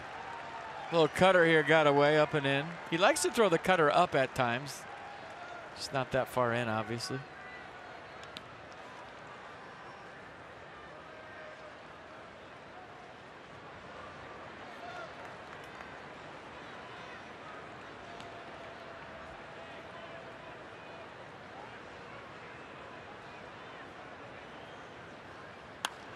Murphy waits for the curveball. It was sitting up for him and expertly strokes it to left field. So just like that, the Cubs have 2 on with 1 out.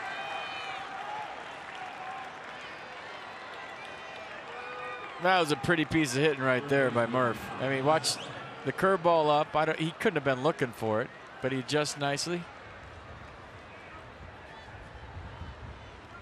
Carries the bat. We've seen that before. The little bat point after the swing.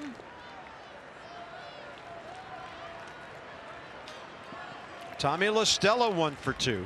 Popped up to short last time. Anthony Rizzo behind him.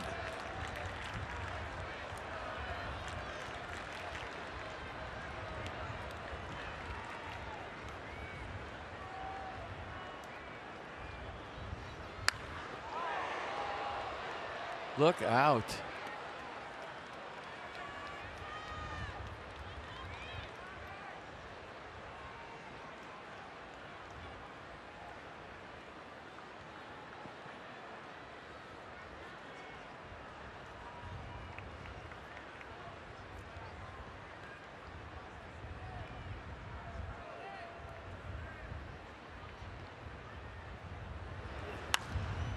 0-2.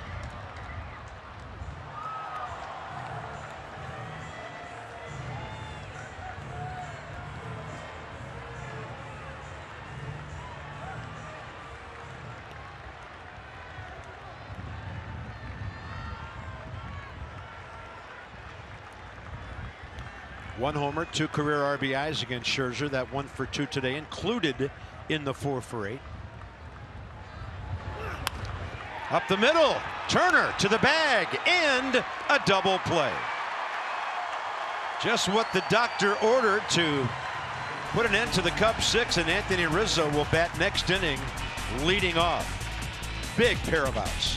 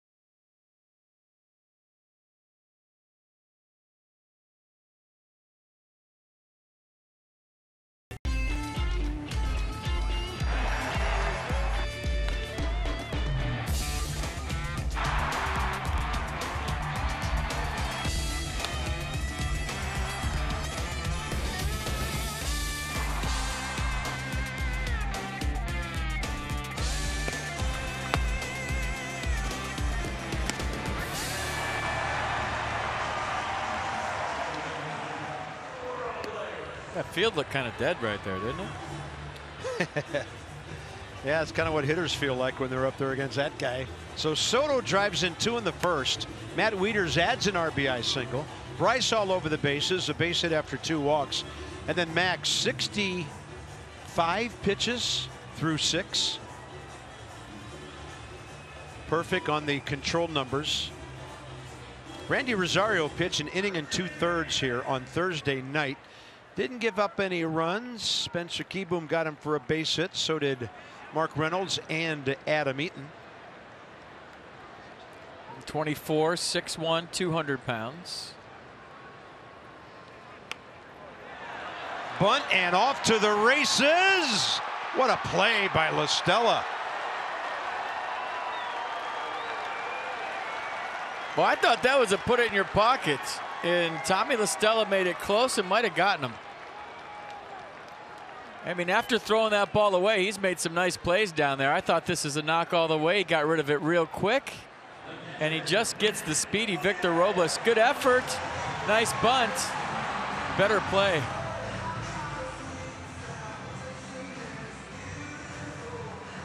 I thought there was no way when I saw that ball on the ground.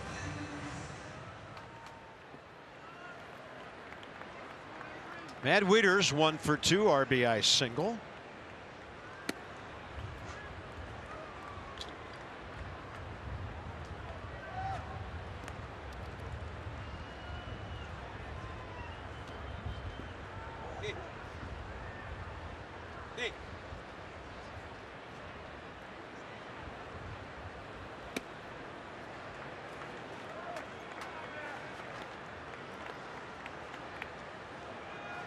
Well, they're telling me the sprint speed there for Victor Robles was 31.2, which makes him, that's elite stuff right there. That's as fast as it gets. I don't think we've seen above 31 this year. Maybe Trey once at 32. Billy Hamilton comes to mind around 32 once, but that's getting it. It makes that play the Stella made even more impressive. 2-1 to Wieters. Max bounced out to La Stella last time. Nats facing the 4th Cub pitcher of the night. Sol Hamels, Jeffrey Rodriguez later this evening. So 31 feet per second. He just went 90 feet.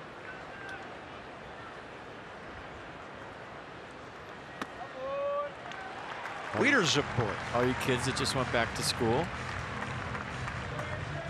How many seconds did it take him to get to first? I'm just going to guesstimate, say 2.85. We're going word problems here. Getting deep. So the Nats box. Nobody having a ton of hits, but a lot of guys on base. Turner a walk. Bryce on 3 times. Reynolds twice. Soto the RBIs. Wieters twice now. And last time up, Adrian Sanchez almost hit his first big league homer to the opposite field. Only the conditions in the ballpark tonight kept it in play. Breeze has died down a bit from what it was earlier.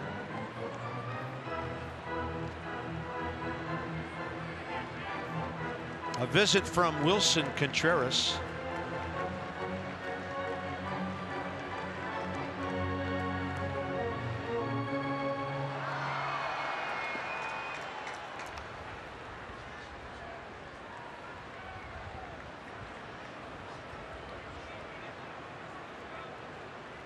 (1-0). Sanchez taking some healthy hacks.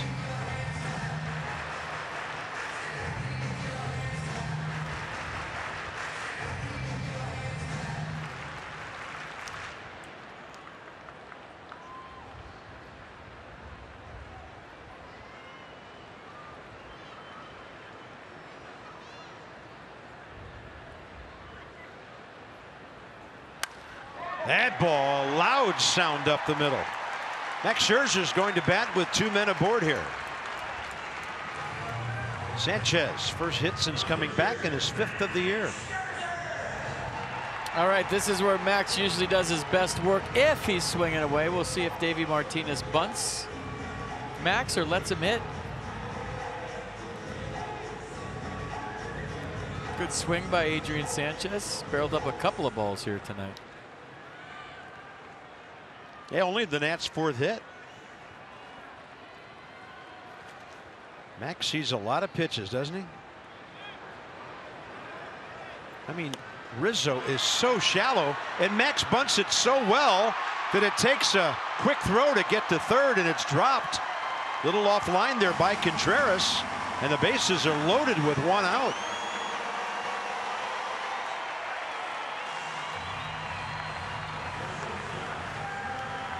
Tell you what, give Matt Wieters credit for getting there. I thought Contreras had him with a good throw, but Wieters had a good secondary lead and got there quicker than you think.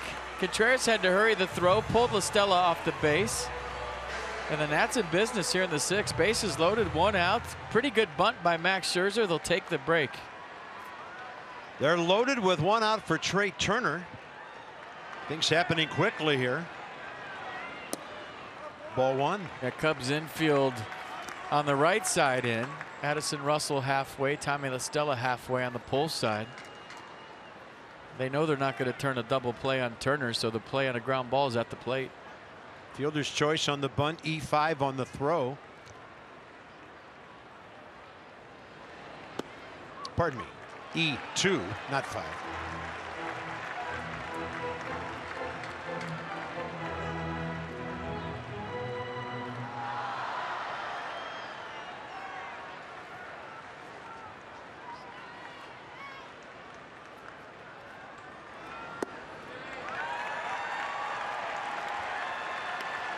All the pressure now to Rosario. Nats by 3. After Robles barely made it out. Wieters walked. Sanchez popped up and hit a single up the middle, and then Max laid down a good bunt that led to some good things.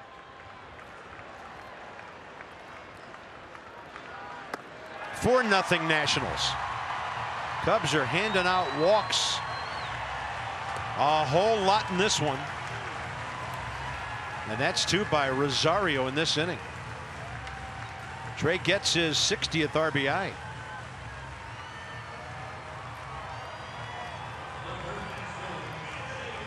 Joe Madden's on his way out. No way Rendon's facing a left-hander here.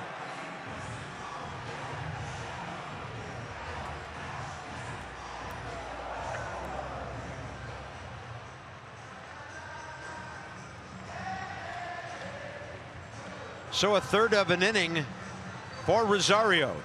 Rendon a chance to bust it open.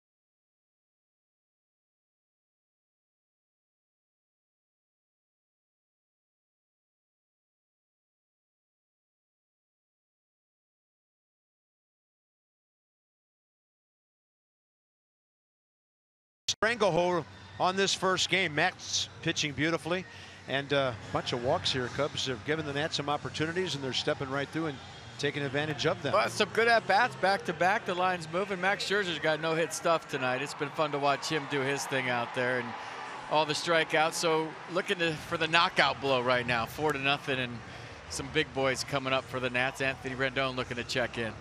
Yeah, and the doubleheader thing, maybe the way Scherzer is going, bullpen will be nice and fresh for game 2 tonight. Whatever Jeffrey Rodriguez can do. First things first, Nats trying to tack on as right-hander James Norwood makes his first appearance of this series. I thought you were about to say the way Max is going, he's going to pitch game 2 the way you were heading with that. Well, if he keeps the pitch count down, maybe he gets the first 3 innings. Like the way game 1's going. You know he'd want to if he could.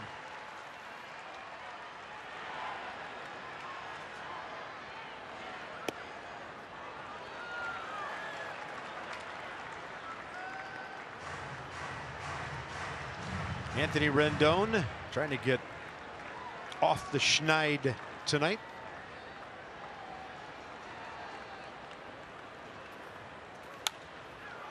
Fly ball right field shallow.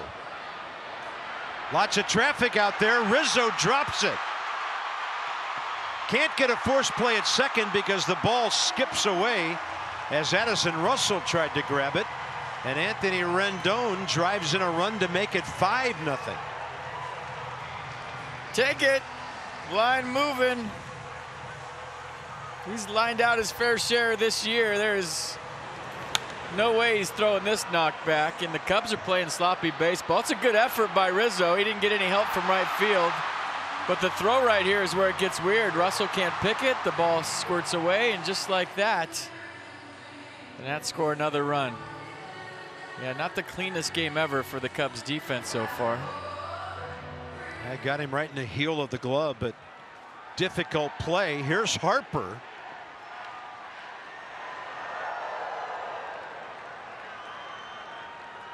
So the Nats 2 hits in this inning, 5 in the game, and that is a wild, wild pitch. It'll score 1 run. So Scherzer home. He gets to sit down now. Turner to third, Rendon to second.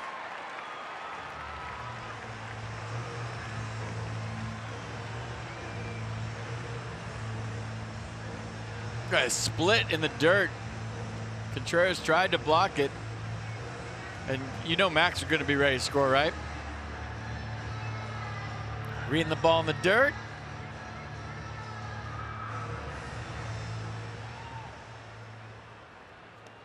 So that takes away the double play possibility for the Cubs.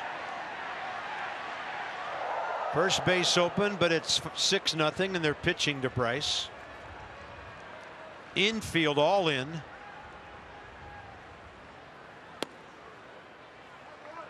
Ball 2. Well, if you want to drive in 100, you get a chance right here. You know, if it wasn't 6-0, you know Joe Madden would walk him. And you're kind of wondering why he isn't anyways. But if you want to drive in 100, there's a chance for 90 and 91. Maybe. 3-0 now. Green light. Why not?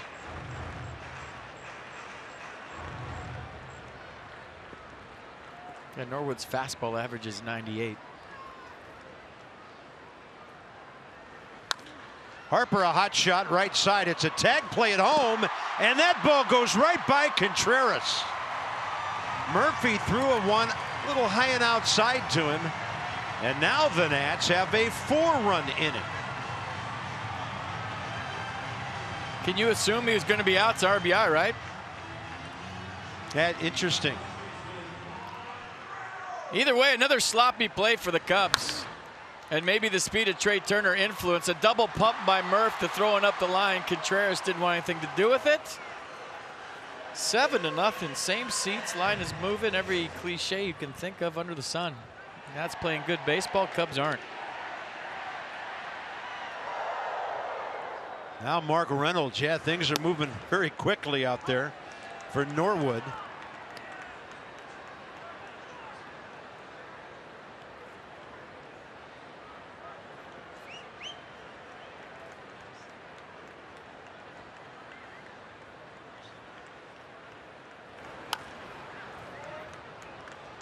All right, they're going to call that a Harper fielder's choice. E4, letting Turner score. Bryce does not get an RBI.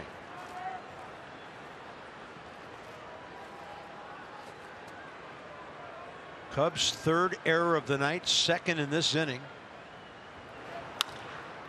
And this one out to short. That'll drive in another. 8-0.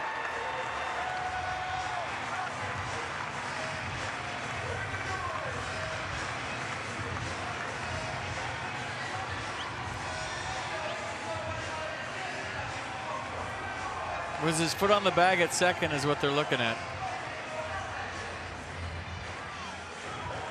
What do you got? Did he straddle it?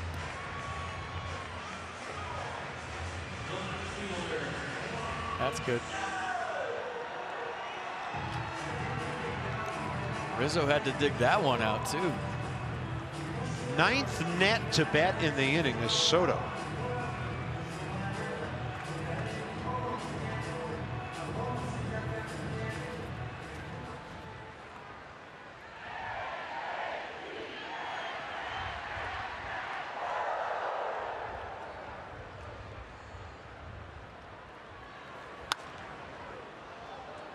Check swing, a bullet into the tarp. So Carb, you know way more about scorekeeping than I do. Can you assume that a good throw had Trey Turner there, and why is that not an RBI? I guess the scorekeeper's saying a good throw gets Trey, and I don't know that a good throw would have gotten Trey. That's exactly what he ruled. Now, whether it's in his judgment whether the throw would have beaten Turner had it been a good one. He determined, yeah, and thus the error, and Bryce doesn't get the RBI. Well, if he's not going to get that call here, he's not going to get that call anywhere. Yeah.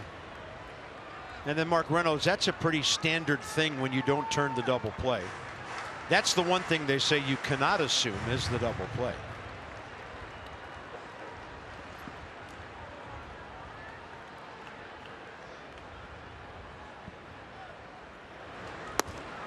Good take by Soto.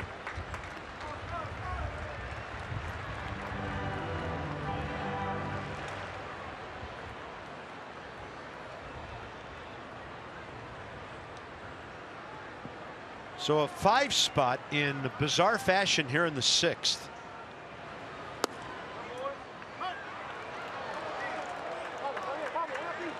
Mercedes-Benz on the not quite ball 4. Thought it got in there.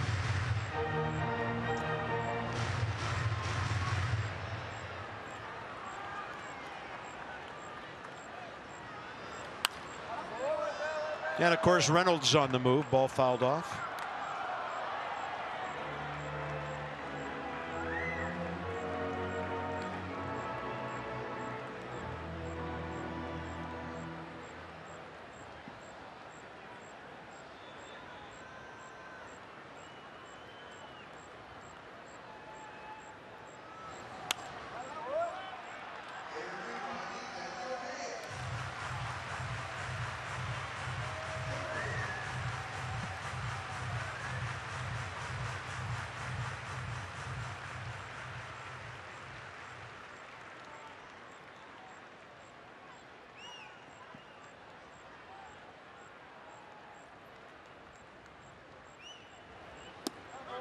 Strike 3 call.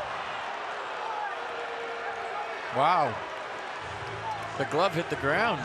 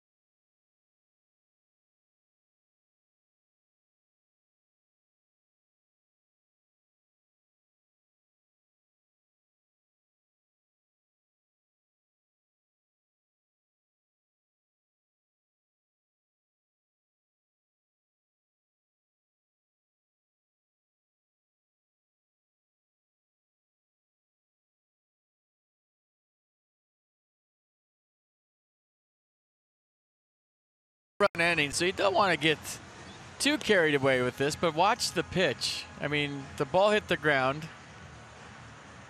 Contreras is getting ready to throw it back. Watch, he's getting ready to throw it back to his pitcher, and then he gets the strike 3 and runs back to the dugout. And then it gets kind of interesting over here. Check all this out. Davies saying it's down. Kevin Long is saying it's on the ground. And watch this right here. Right behind Robles. Watch Bryce Harper. So yeah, everyone questioned that call, and I told you umpires look for strikes, especially in a doubleheader with a rain delay. So Max Scherzer deserves a lot of run support every once in a while. He's getting it tonight. His 7th inning commences with a breaking ball to Rizzo. No, Victor Caratini. Anthony Rizzo is going to get game 1 off the rest of the way. Get him off his feet. One of the 3 Cubs catchers, and that's a base hit. Change up. The Nats were in a shift, and Rendon had no chance.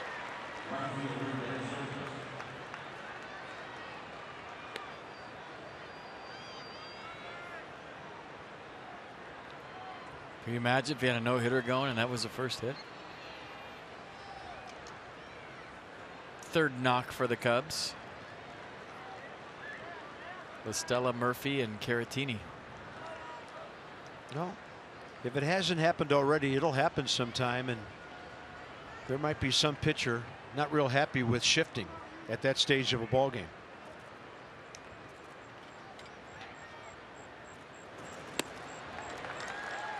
And Max comes back to throw it by Ben Zobrist, who has bounced out to Reynolds and hit a fly ball to Soto.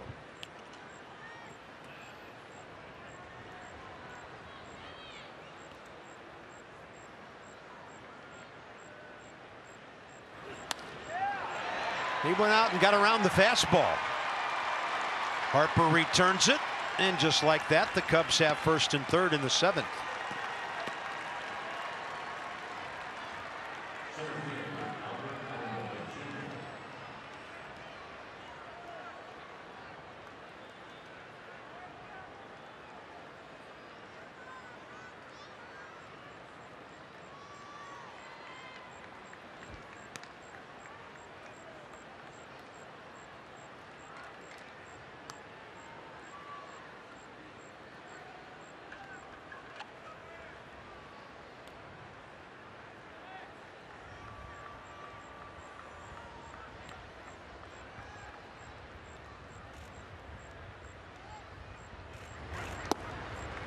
Good looking slider. Scherzer to Albert Almora Jr.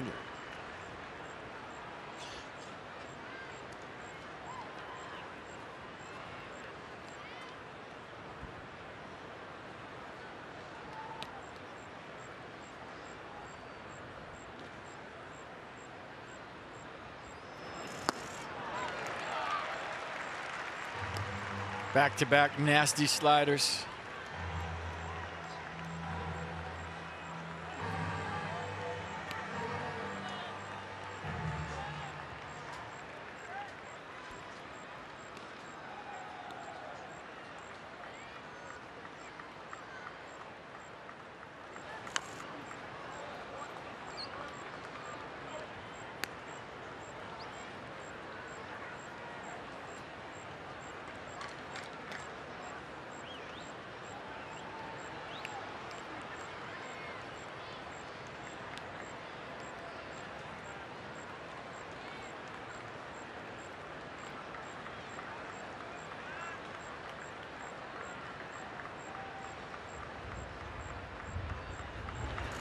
Swing and a miss on a big sweeping slider. That's number 8 for Max tonight.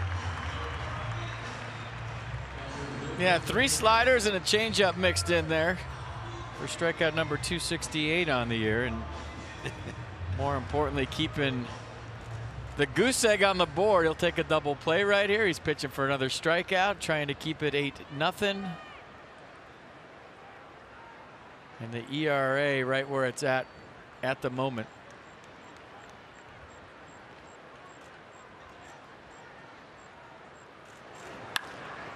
Hard hit, base hit, left side. Caratini scores. Contreras drives in his 50th. And now it's 8-1.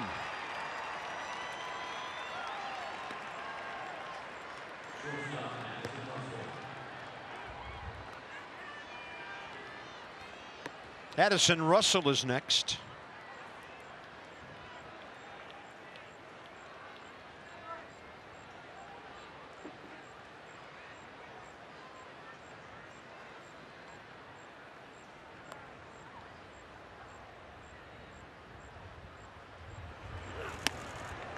So the Cubs 2 hits through 6, and including a scratch hit on the infield, 3 in this frame.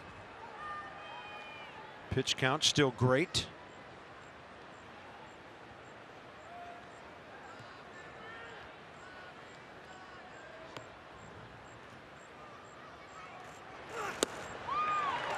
A grunt, 96, a swing and a miss.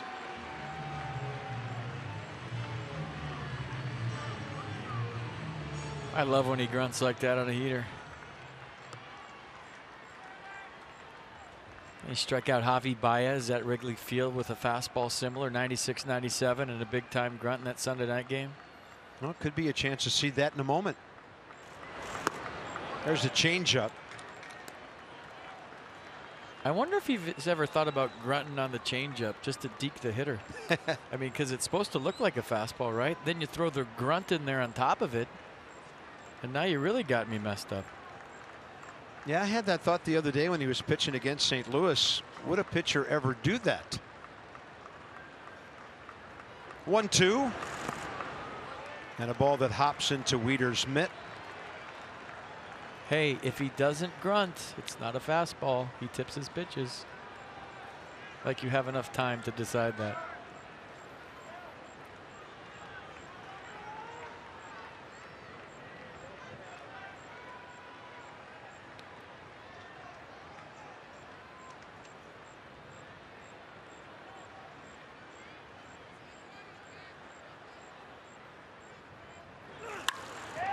That one well hit to left, but it's carrying, and Soto grabs it. Designs on a double play at second, and Zobrist got back. 2 down. Nice play.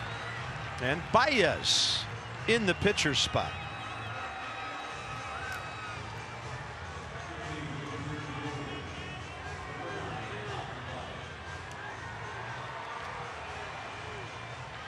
Well, this is worth watching. MVP candidate versus a Cy Young candidate.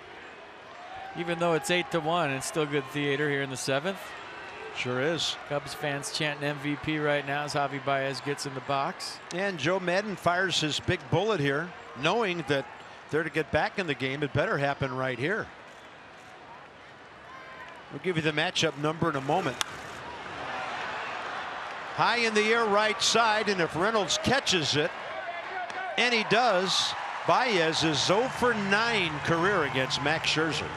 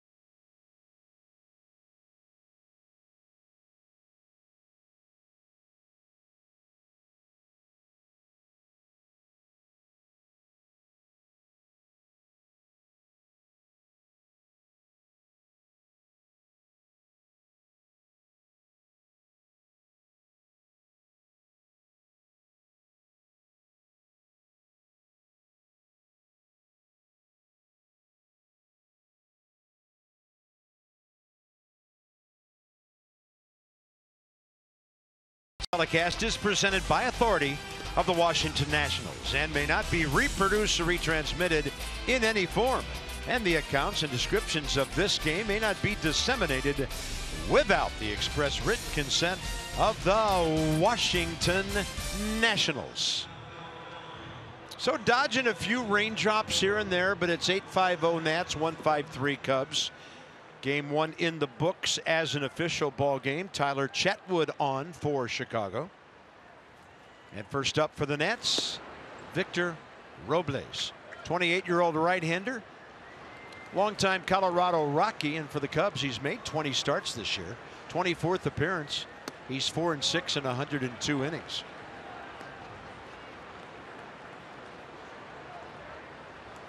career record 44 and 52. Robles almost made it to first on a bunt, robbed by La Stella last time, and that one chasing him. And there was nowhere for Victor to go, hit by the pitch. Looked like a cutter, low 90s. Where'd it get him? In the jersey.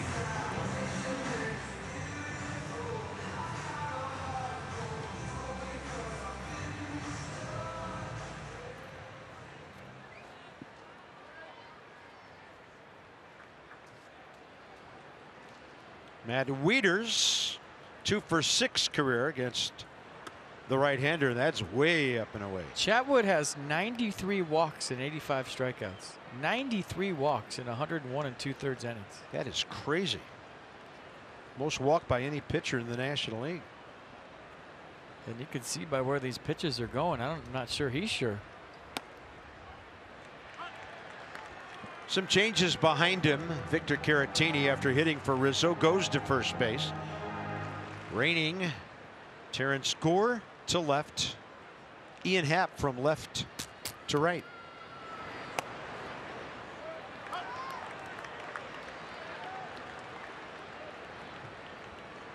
Looks like a straight up switch. Gore for Zobrist.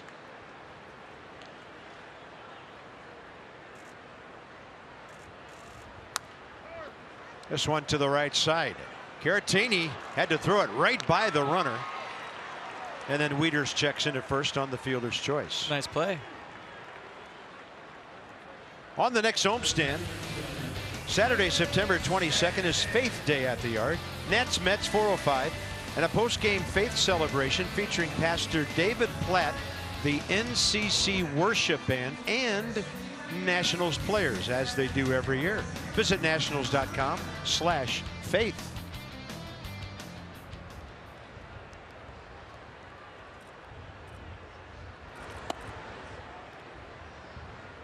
Sanchez, 1 for 3, and he's had 2 real good at bats tonight. First time against Chatwood. I'm going for the app. Of course you are. Enlighten us. Only analyst in baseball with the AMS seal of approval. The American Meteorological Society. That takes a lot of work. I just have an app. There's a band of showers south of us, but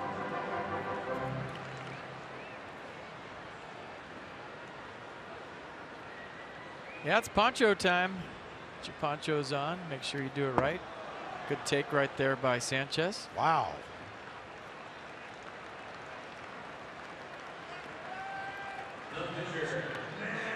There's no better time to act than today. PNC, make today the day. Checking in on Nick Banks, 23-year-old left fielder for the Potomac Nationals, had an outstanding season at the high A level. 7 for 12. He's driven in 5 in the playoffs. 4th round pick in 2016. Nick Banks, a native of Tomball, Texas, and he's an Aggie from A&M. Peanuts lost today. They had a 4-0 lead, I believe. After they were able to get restarted, they dropped that game, and they're now down 2-1 in the playoffs. Lost 6-4 today. They've got to win tomorrow. Let's go. Tighten it up, Peanuts. Come on. Don't make us read all those silly promos all year and then bow out. You got to fight. Let's go. They're trying. Game 4 has started, so that is tonight, because that was a continuation of a suspended game from last night. So do or die right now. 2 balls, 2 strikes. Max Scherzer, 4th at bat. He's thrown 80 pitches. Listen to this. 7 innings, 61 strikes. Ooh, center cut fastball. He was all over it.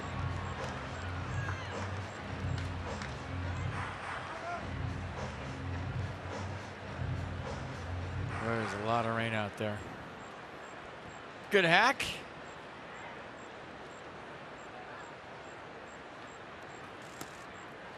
Wow. Good take. What a night for the Cubs defense. Pitchers included with walks, wild pitches. Nats all over the bases here. That's a wild pitch.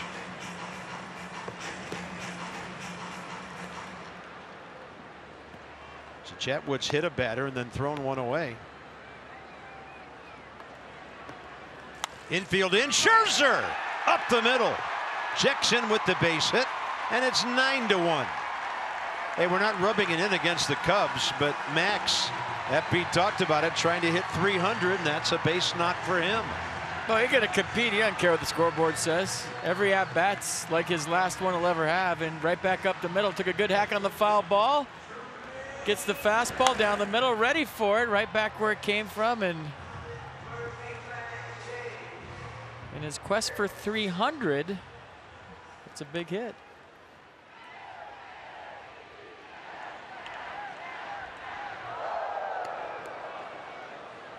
That almost hit Trey. My goodness. You don't wish what Chatwood's got going on on anybody ever. Max Scherzer with that base hit, hitting 270.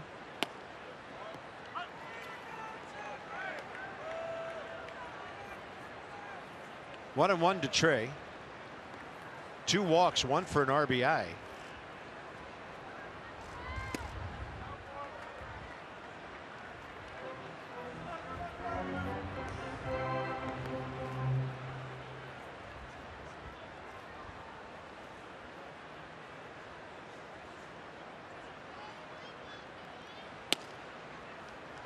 Gets a call with the 93 away. 2-2, 1 out still.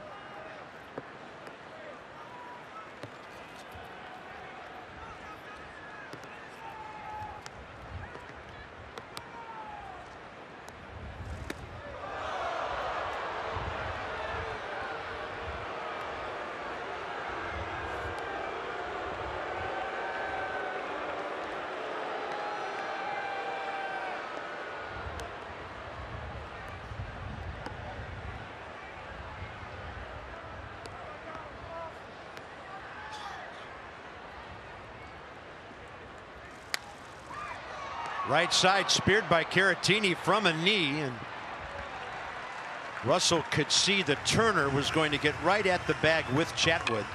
So the Nats send another man home. RBI for Turner, second of the night, 61 on the year.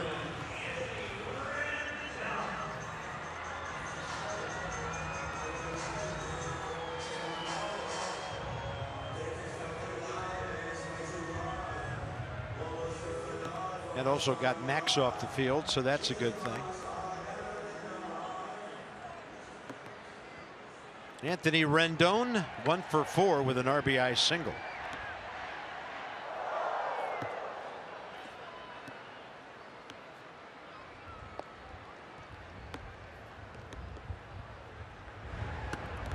Wow, this control thing's been going on with Chatwood for a couple of years. 2 years ago with the Rockies, 117 strikeouts, 70 walks. Last year, Colorado, 120 Ks, 77 walks. But this year, it's really gotten out of hand. Ball 2.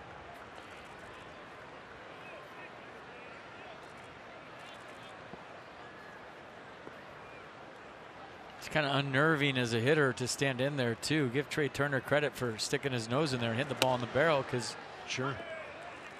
not sure where it's going, and like I said, you don't wish that on anybody.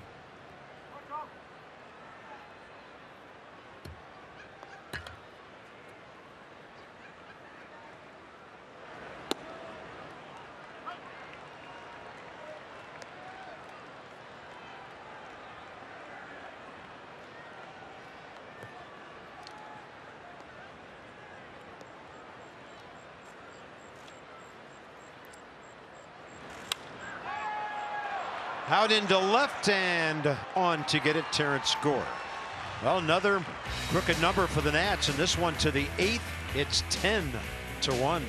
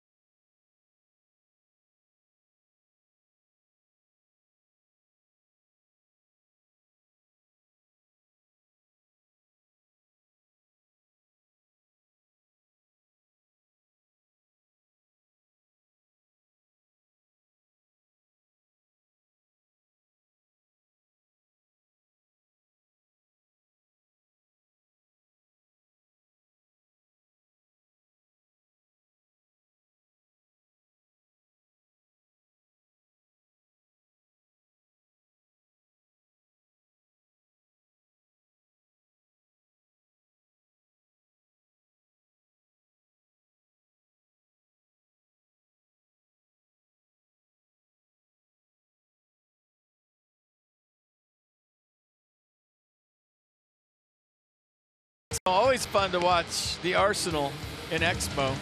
Look at the dot in the middle of that slider. Tough to pick up when you talk to opposing hitters. The inside-out rotation on the arm side run elevated heater, and watch the dot on this one. Whoa! Nasty slider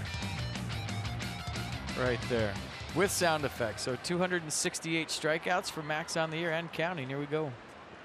100% fiber optic network, 100% phenomenal. Don't forget to read that. Visit getfios.com. Max, fastball up, 8th inning underway. Wilmer Defoe is in at second. Sanchez over to third. Rendon off for the rest of the night. So Michael A. Taylor in center. Excuse me, Cart. And Victor Robles. There he is. He's in right. All right, go ahead. We are going to air the Jason Worth ceremony about 20-25 minutes after this game, in case you're wondering. Getting a lot of tweets about that. So yeah, I wouldn't miss that. We've said it a lot, but in case you're just tuning in, Jason will have his poncho on. I'll pay for that. Heaven forbid he gets wet. Pay to watch that. Wow, Max 95 with lots of zip on it here in the 8th inning. Nissan pitch cast. So much hop on that late.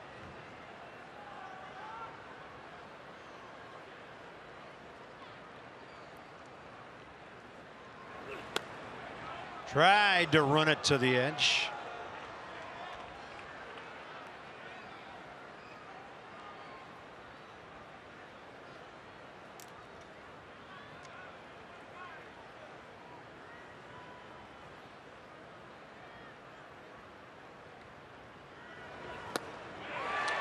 There is number 9 on the night. Ian Happ down for the second time on strikes. So on the verge of 270 is Max. 269. A little cutter under the hands. Doesn't matter what the score is, does it? He's out there pitching like it's 0-0. He's up at the plate, grinding like he's driving in the game winner. Unfazed.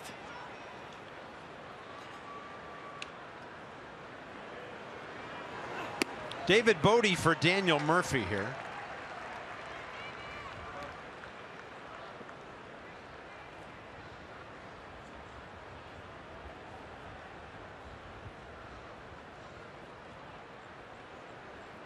He's not quite in the Nat Killer Club yet. He's in the Nat Wounder Club. Yeah. He's got to play against this ball club more to get in it. We just don't throw out Nat Killers for everybody. Nat Impaler maybe. Nat Flesh Wounder. Poncho's going on.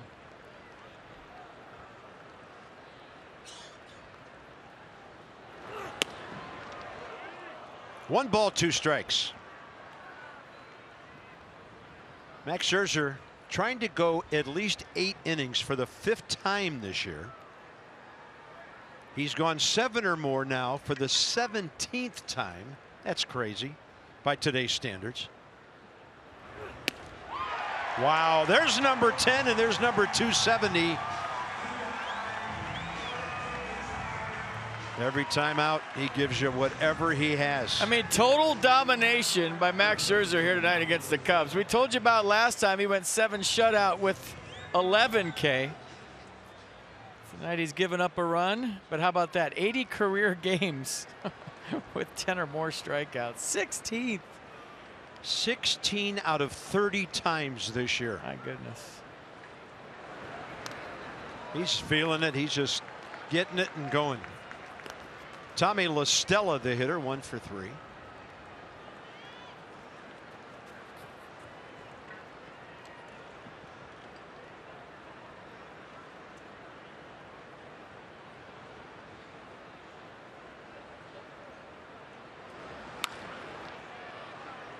Wilmer Defoe right there, and that's a great 8th inning for Scherzer. I mean, if that isn't an exclamation point on he's the leader in the clubhouse for the 2018 Cy Young, I don't know what is.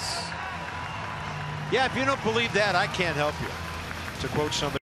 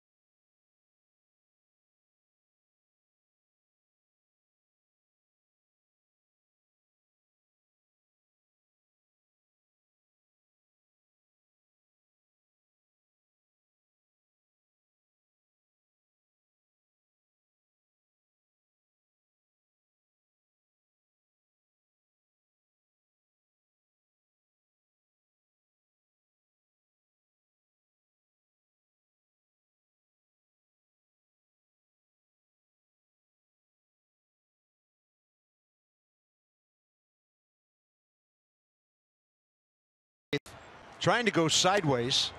Tyler Chatwood, after 29 pitches, 13 strikes in the 7th, stays in to face Wilmer Defoe, who's in the number 3 spot.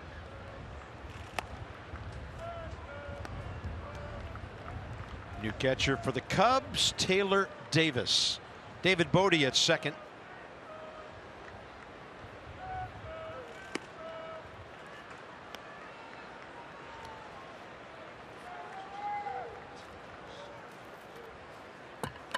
The Defoe shirt. And he's got a Worth shirt on. Don't want to see his underwear. Who knows what he's wearing. Wilmer's aboard, and for Chatwood, his second walk. The tongue out, too.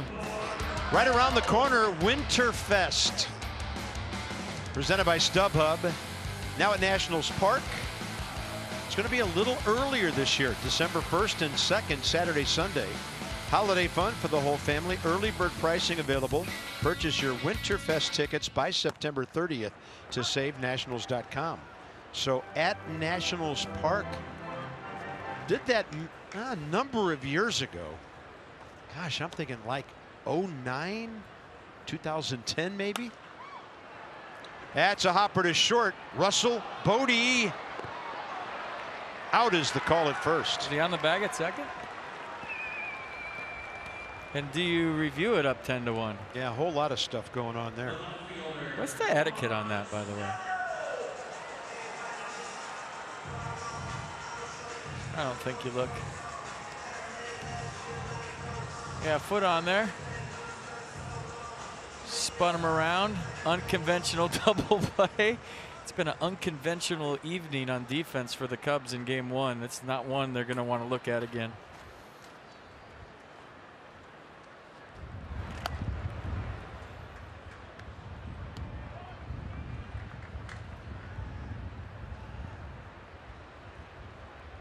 Soto 1 for 4, and really the big blow of the game.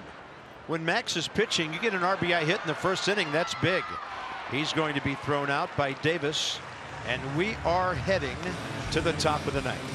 Nationals baseball on MASN, brought to you by Lexus. Experience amazing.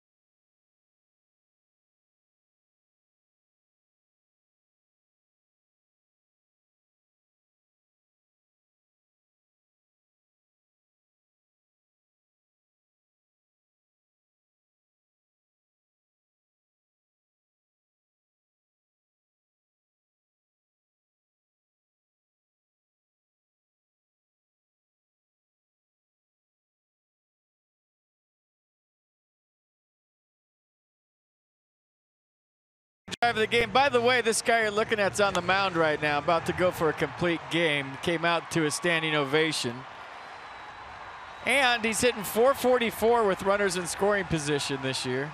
And his average went up to .270. So hurry to your local Ford dealers for great savings on cars, trucks, and SUVs. And if the Nats were in first place, he would be at the forefront of the MVP talk in the National League, in my opinion. Last time Max went the distance, 2-0 win here over Julio Teheran and the Braves on Monday, April 9th. He threw 102 pitches that night, 72 strikes. He's kind of in that area with the total pitches and the strikes right now.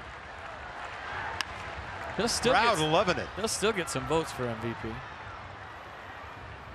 I'm thinking if the Nats were in first, there would be a lot of talk about that. Max has 9 career complete games.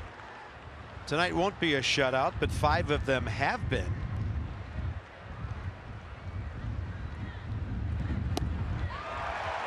Caratini, swing and a miss.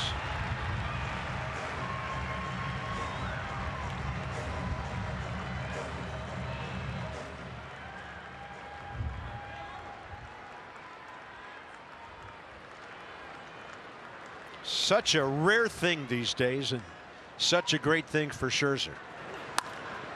But a base hit. Nobody throwing. That'll get the pen up. Cubs had 3 hits 2 innings ago, but a 1-2-3 8th. All right, the Nats are celebrating you. It's in capitals. That's why I said you this September with the 4-day weekend. So there's promotions September 20th through the 23rd. Mets are in town. Air Force Day, October Pastime giveaway, Faith Day, halfway to St. Patrick's Day, so your liver can get in shape. Visit nationals.com for tickets. Terrence Gore, first at bat tonight, came in to play left field in the 7th. Big league veteran, been around for quite a while. Pinch ran in the ball game on Thursday.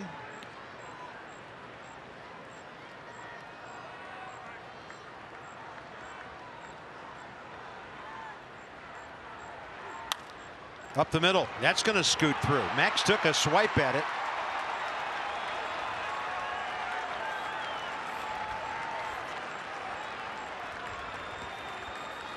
Cubs have 7 hits to the Nationals 6, but it's a 9-run game, and now there's movement in the bullpen. We'll see what happens. Oh, Chip Hale's standing by the phone. He's waiting for word from either Davey Martinez or Derek Lilliquist, and you think someone's going to get up here. 98 pitches for Max. Chip closing the phone door. All right, here we go. Almora 0 for 3.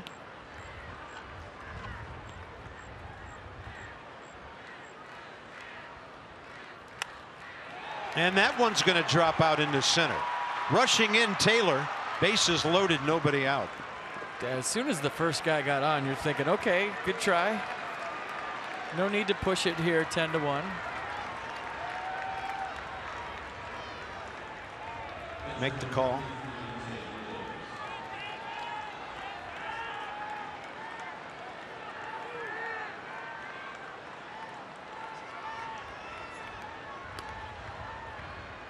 Taylor Davis, the catcher.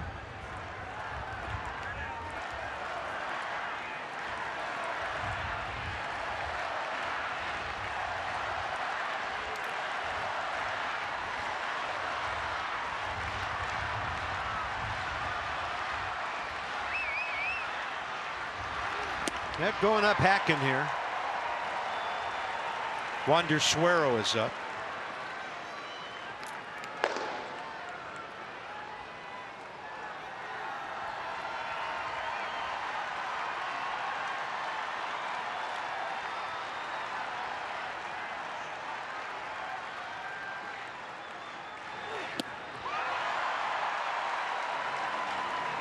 The great ones turn it up a notch, don't they?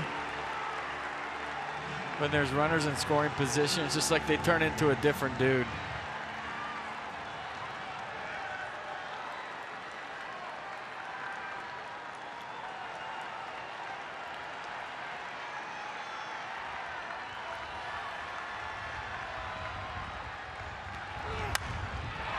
Ball up. That's well hit. Caught by Robles. A runner tags and goes home. 1 out, and it's 10-2.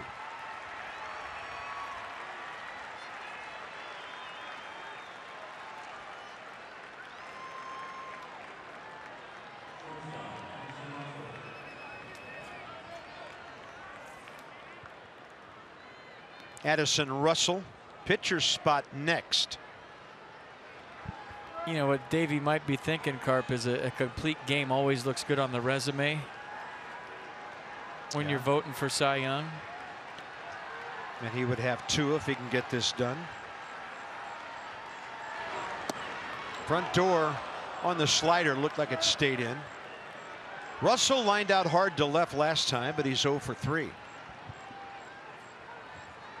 Pitch number 104 coming. The high leverage pitches, or the redliners, came in the 7th, and right now it was cruise control and a low number, or whatever that number was, after 6.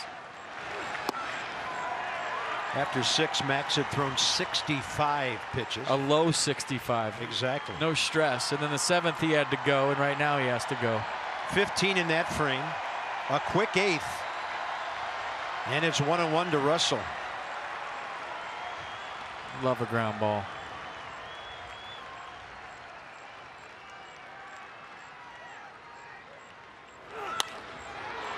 Up the middle.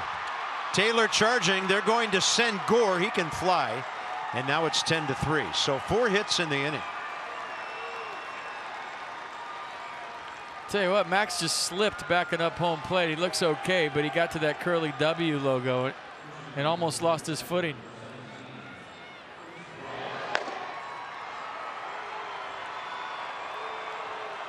Here comes Davey as Chris Bryant has been announced.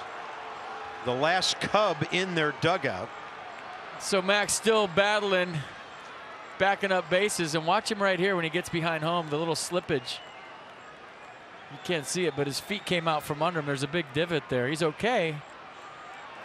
And he wants to finish, and I think he just told Davey to get off his mound. All right. In so many words.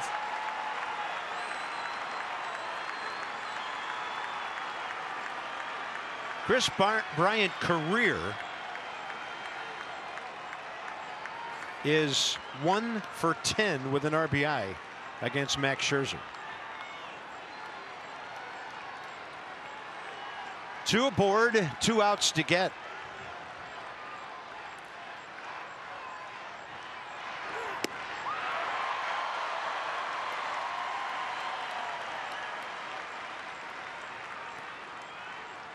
They just don't make him like this guy. It's just, I mean, he's relishing this challenge to finish the game, regardless of the score. He wants the finish line. He smells the finish line. On the changeup, Bryant takes 1-1. So with the great ones, there's challenges within the game. You know, every time they get into a situation, and this challenge right now presented to Max, yeah, he knows he's probably going to get a W, but he wants to finish it. So now he's got another challenge right here, even though he's got 107 pitches. This is my game, I'm finishing.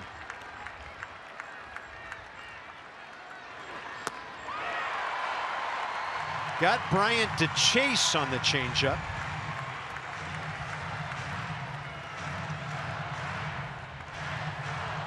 Hard to tell if it's let's go Nats, but it's probably let's go Max.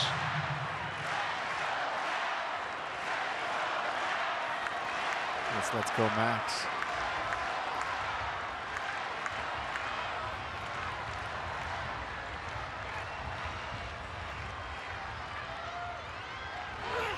Swing and a miss. Number 11 and 1 out to go. 271 on the year with a grunt.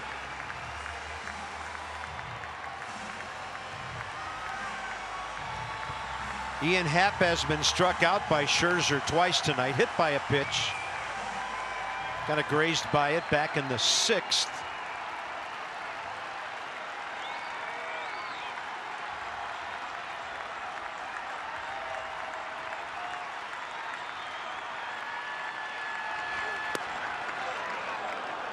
Mike Winters took a long look, ball 1.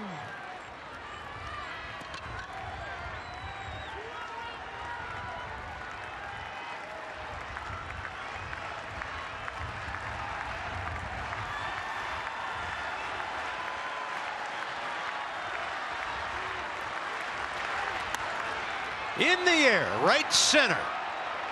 Victor Robles, and called off by Taylor. And at the stroke of 8 p.m., Max Scherzer throws his 10th career complete game. Boy, he wanted those last 2 outs, didn't he? Davey Martinez came out. He wanted to see how he was doing, and Max said, I got this.